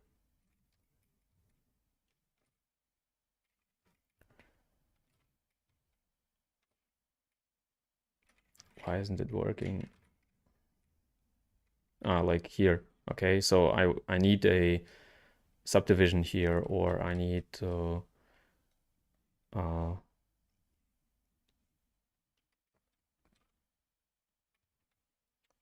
combine these, merge these edges there.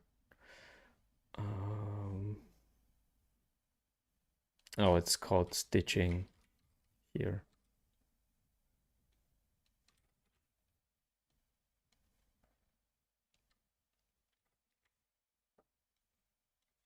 Like this, okay, so I have some kind of weapon or whatever. Slide like this and stitch like there. Okay, so I have a like stylized weapon, whatever. Stylized sword or for my character. Like this. Okay, so for this I would use ZModeler when I want to create it in ZBrush, but actually it's a little bit easier to create it in Blender, or I mean it's okay, it works. I mean the ZModeler, it works, you see it, but sometimes it's a little bit like annoying behavior, so I'm not using it too much, just for creating like primitive objects, or like hard surface stuff like this.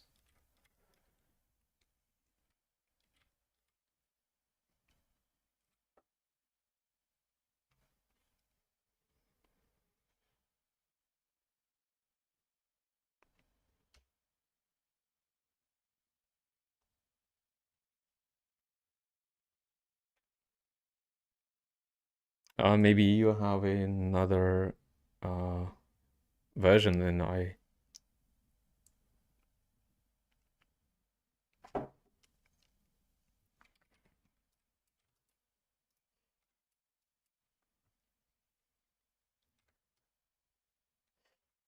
Than I have. Let's see.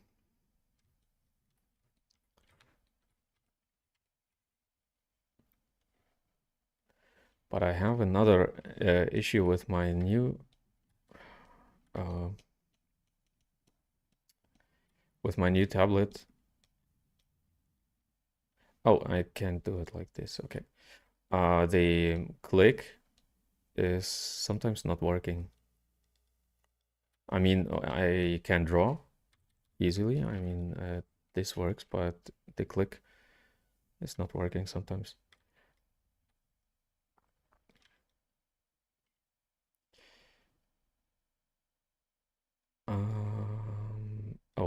Okay, this one can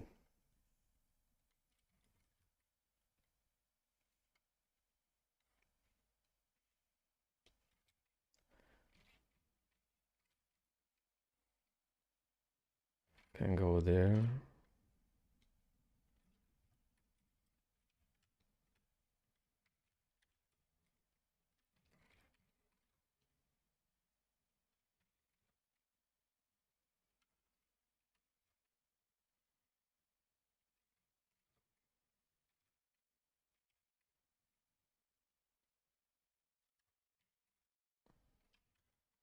And yeah, like I said, for a like for a showcase piece like this, you do not have to be perfect. It depends, of course, on what you want to showcase, actually, what kind of skill you want to show. So when you want to show that you can create like volume, expression, and this stuff, you do not have to be perfect. I mean, the model, it doesn't have to be perfect.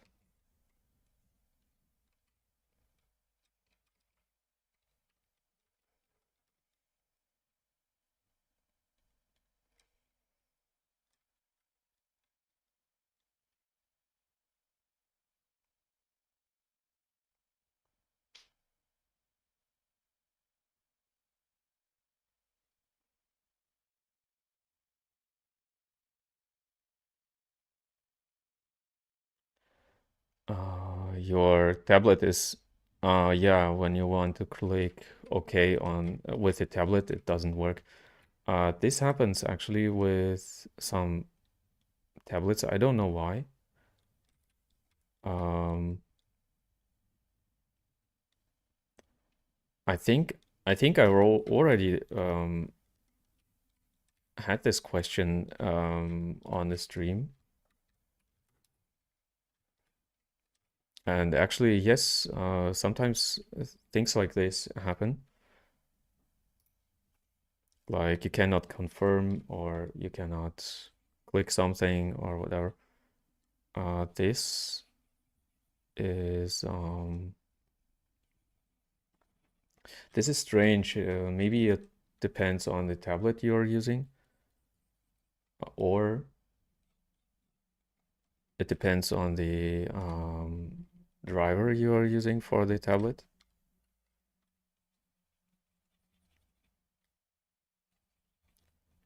Or maybe it's an issue of,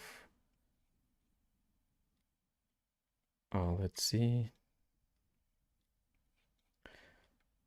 Maybe it's an issue of like when you have two screens or so. That's why I have one big screen. I don't want to be I don't want to deal with two screens anymore because sometimes it has issues with. I mean, some programs have issues with two screens.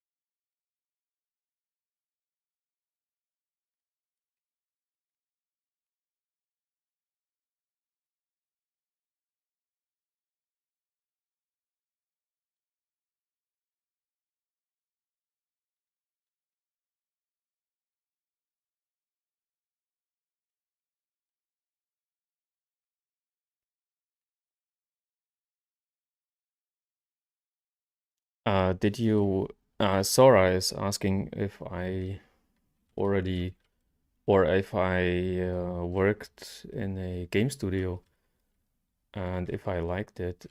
Actually, not as a permanent employee. I worked as a freelancer on some projects. That's why I cannot tell you how it is like to be a permanent employee in a game studio specifically, but I worked in other like 3D environment in another 3D studio, creating 3D stuff for commercials. And yes, I liked it actually. The only thing I was missing is like um, meeting new people and meet and like learning new stuff, learning new process, like yeah, like sculpting. I missed sculpting a lot as a uh, in the studio. I mean, as a skill. It didn't need the skill of sculpting, and I liked sculpting a lot. Work on characters actually. And this is something I really missed, but yeah, working in the studio is actually pretty fun. You learn a lot, and of course, you have when you work in the game industry, you have pretty much or many opportunities to get into other studios. So as a beginner, I would always recommend to work in a studio first, before getting a freelancer or so. But yeah, like I said, I cannot tell you exactly how it is to be employed in the games industry. I mean, permanently employed.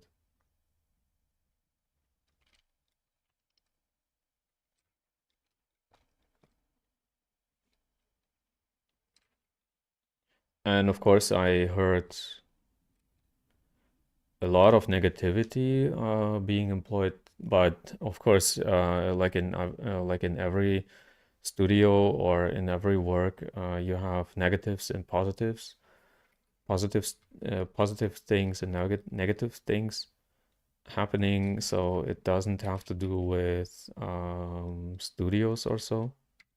I mean, with game industry or with game studios. When you experience something negative, and of course you are meeting a lot of creative people, and I got to know some studios like I was working with or I was invited to. And I learned just from meeting people. I learned a lot about myself actually, about my art and my skill set and this stuff. So I really recommend when you have the chance to go to meetings like um, game jams or uh, like there are many industry meetings like um, I don't know how they call it, like Congress talking and this stuff. I really recommend to go there and show like your portfolio when you have one. And yeah, and get some feedback, some real feedback from real artists. I mean, I don't mean feedback from beginners or like from people from the internet, like forums and this stuff. Mostly people on the internet are not professional artists. Like professional artists have actually no time to give you feedback. That's why I recommend to go to like yeah these games conferences and this stuff. Um, yeah, to meet people from the industry and get some feedback from, I mean, professional feedback.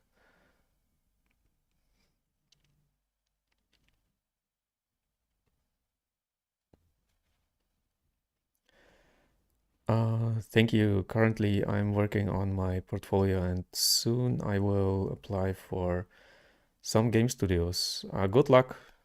It's not easy to apply for game studios or for studios in general, especially in this time right now. It's not easy because of layoffs and this stuff.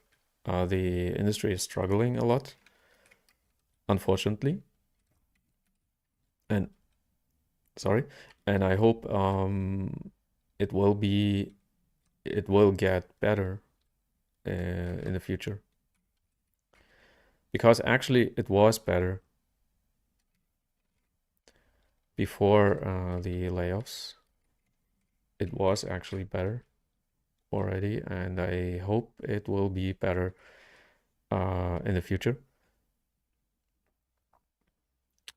101 of 5,000, but I have heard of many layoffs and that this area is very uh, unstable. Yes. Actually, yes, this area is very, very unstable, and you have to be very good, or at least you have to work a lot on your skill set. And mostly it's not a matter of your skill set, actually. It's more a matter of luck first. One of the most important things is luck. And the second one is can you actually sell yourself? Okay, selling yourself, this skill is very, very, very important. Um, it sounds strange, actually, I think. To me, it sounded strange, like, oh, you have to sell yourself or your art, you have to sell, you have to be able to sell your art. And I was thinking, like, why is it so important? But it is actually very, very important to be able to sell your artwork. I mean, selling artwork, I don't mean like books or prints. I mean selling your artwork, like yeah, like selling yourself, selling your skill set, selling um yeah, like uh you're going to a studio and they say like, oh, we pay you uh Sir is telling Sora uh it's stable if you are good. Mm, yes and no. Actually, like I said, like I tried to say, it's not actually a matter of are you good. Actually, you have to show are you able to deliver.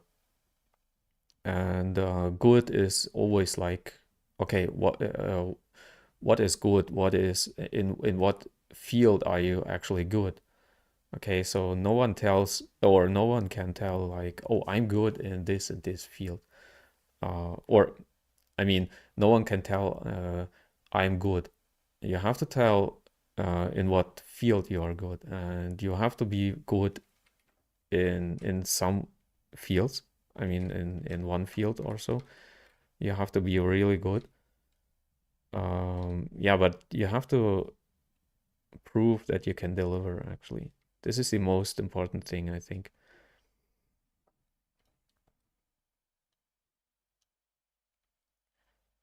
Uh,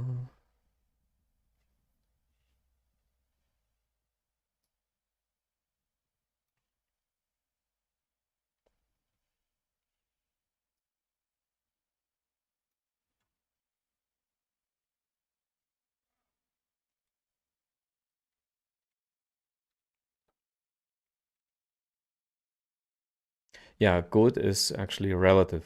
Okay, this is what I wanted to say. It's not to be good is not a skill, actually.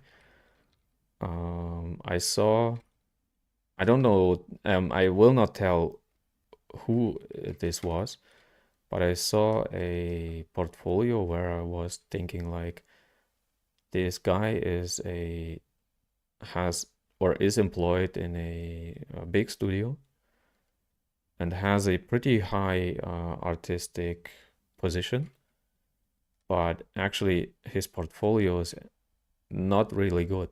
Okay. Um, and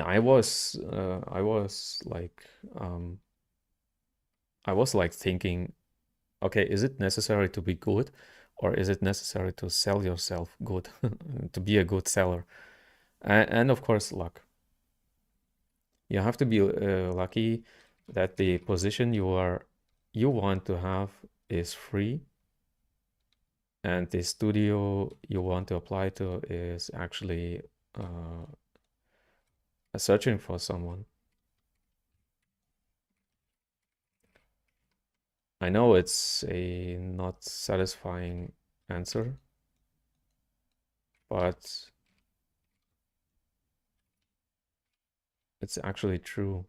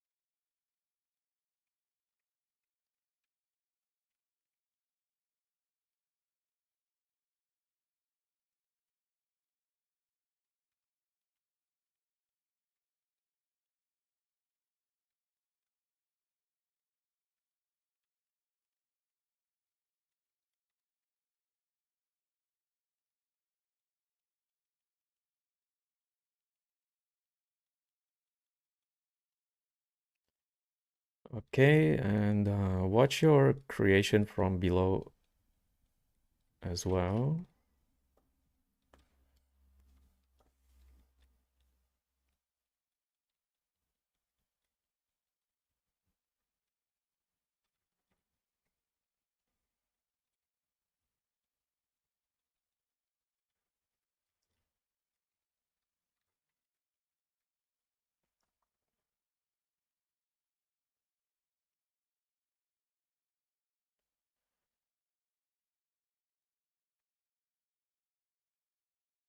Mm, it's not necessary to deliver it in a short amount of time. I mean, by deliver,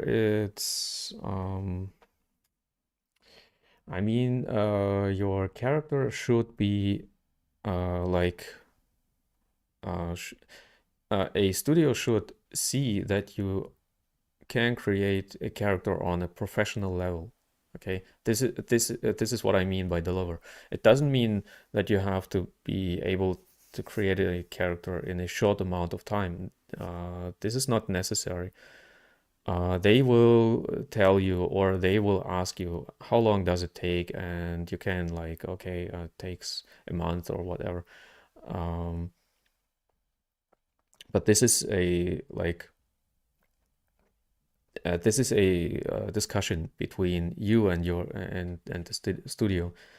But yeah, be in some way like professional and show that you can work professional. This is what I mean by deliver. Doesn't mean the time.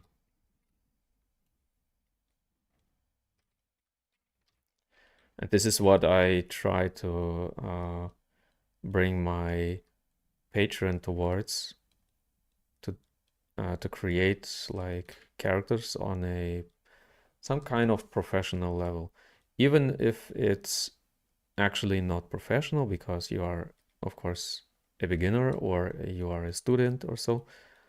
Um, you can pretend like you are professional with some easy tricks here and there. And these tricks you have to, yeah, like try out, figure out what works.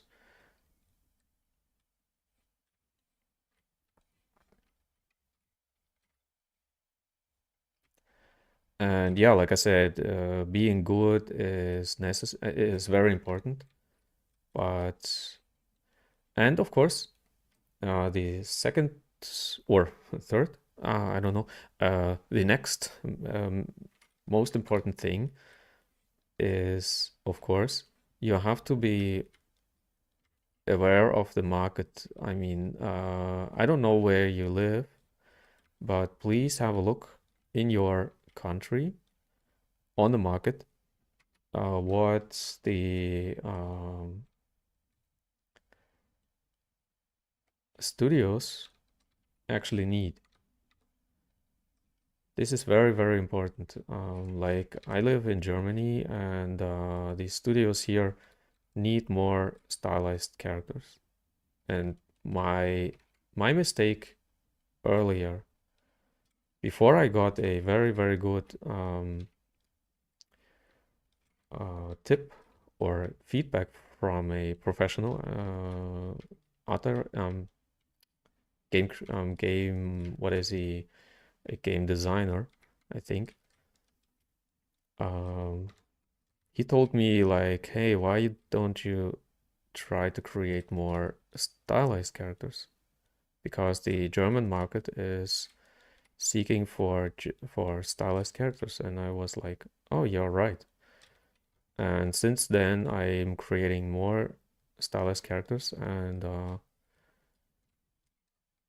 I like it actually because actually I was creating stylized characters before, but they missed some professionality.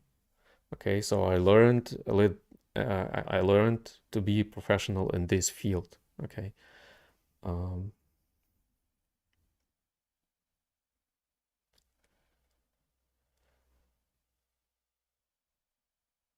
yes, exactly.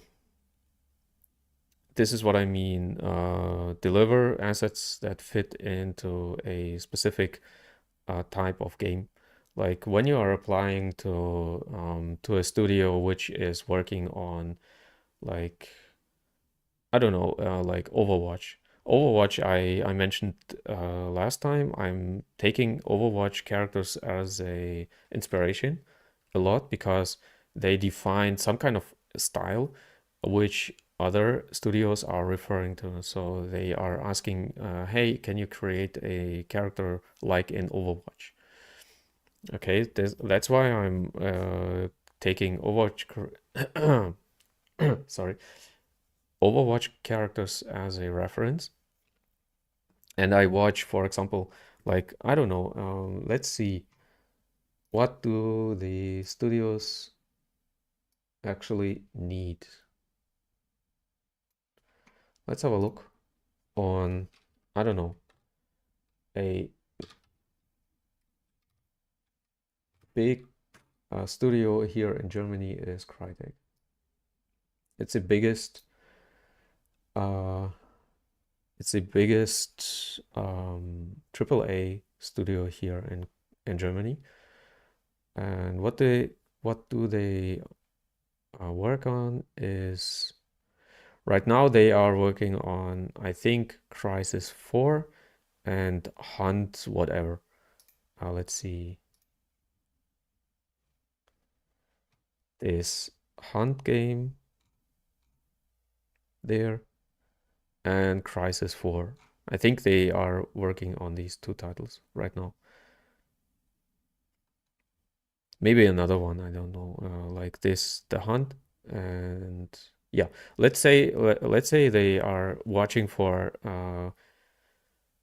people who are like employable in this field. So watch there what they are creating, what they are working on, which games, okay, and create characters, not fan games, not fan characters. Okay, do not recreate this iconic um, nano suit here. Okay, do not recreate characters from them. Create just here zombies, like cowboys in a dirty zombie apocalypse environment, but do not recreate like these iconic characters. Okay, this is what I really recommend to do not do this. And yeah, apply with a like zombie and realistic, okay, and some kind of realistic. Let's see, realistic 3D zombie. Watch for some references then, okay, and try to recreate as good as you can these like zombie characters. Not this one. Like I don't know, this one for example. Okay, so watch for references, uh, and try to mimic these characters, but try to match the needs of Crytek. The other one is a cowboy. Like, I don't know, a cowboy apocalypse maybe.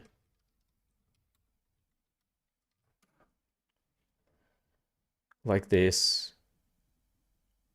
characters here. I don't know if this is maybe how it's called, AI generated.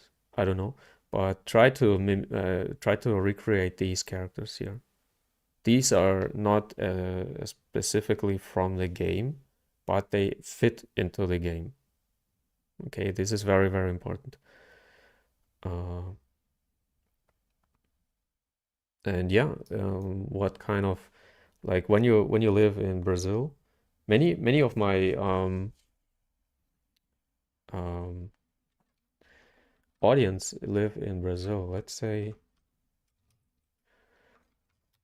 Brazil Game Studio. What kind of game studios are in Brazil? Let's see. Brazilian game studios. Riot Games, Game Loft.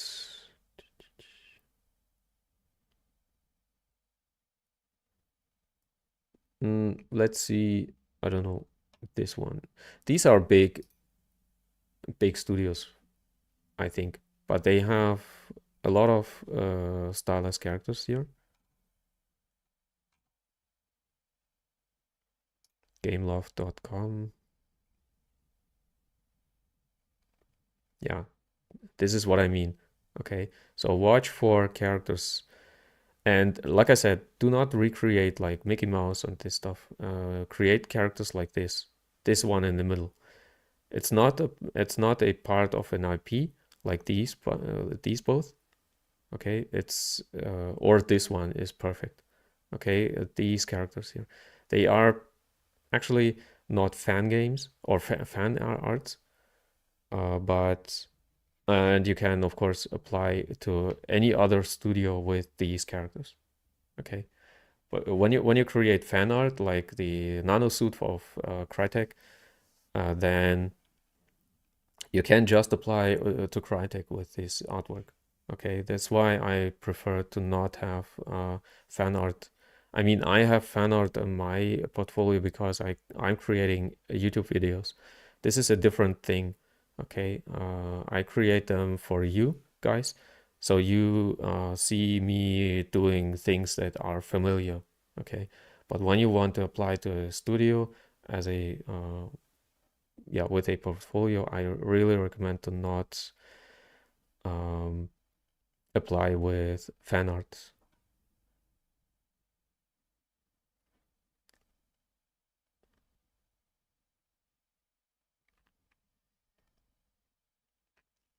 How do we send you suggestion for a sculpt? You mean suggestion? Do you mean your portfolio, or do you mean Isaiah? What do you mean with suggestion?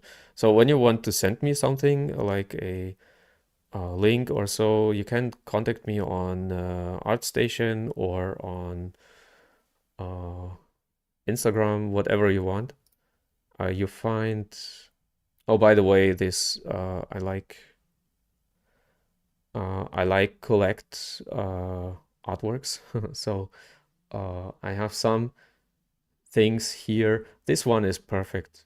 I mean, create this character here as a stylized character for your portfolio. It's like it's applicable for many studios, but it's very stylized. So you show your stylization yeah, skills. And yeah, what did I want to say? Yeah, like I said, do not apply. I mean, create characters like this one. These are very good. How do I stop this? Yeah, like maybe you can create like another view on the character, like from above you saw here on the game trailer here,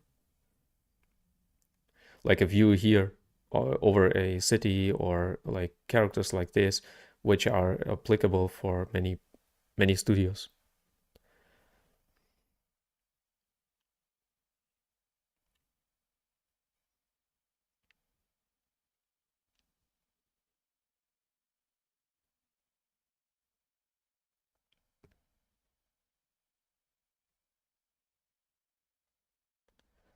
Um, how I do characters, actually, Isaiah, you can watch my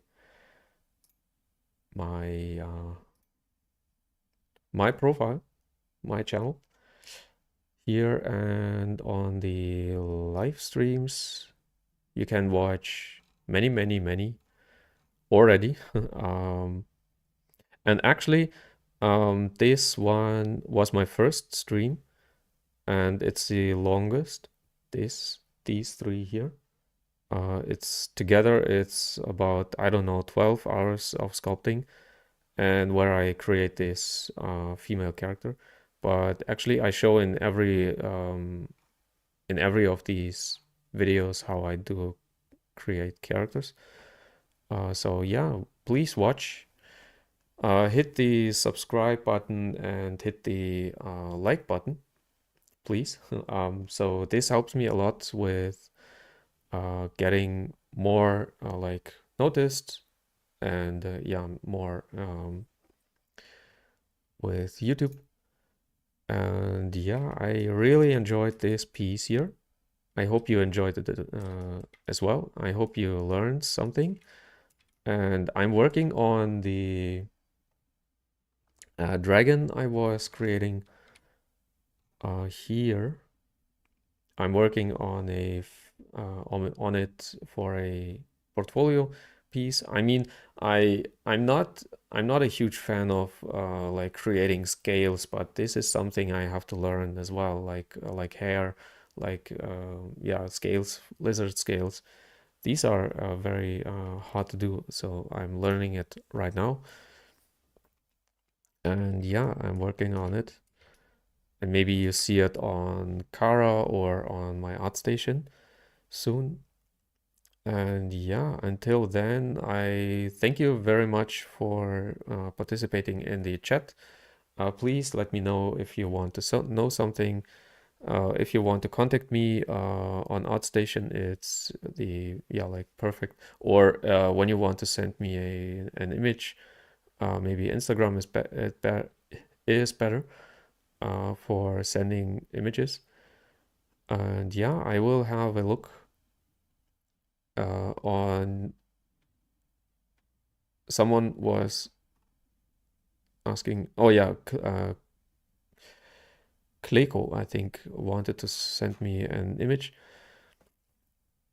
And yeah, thank you for watching, and I see you on the next episode. Bye bye.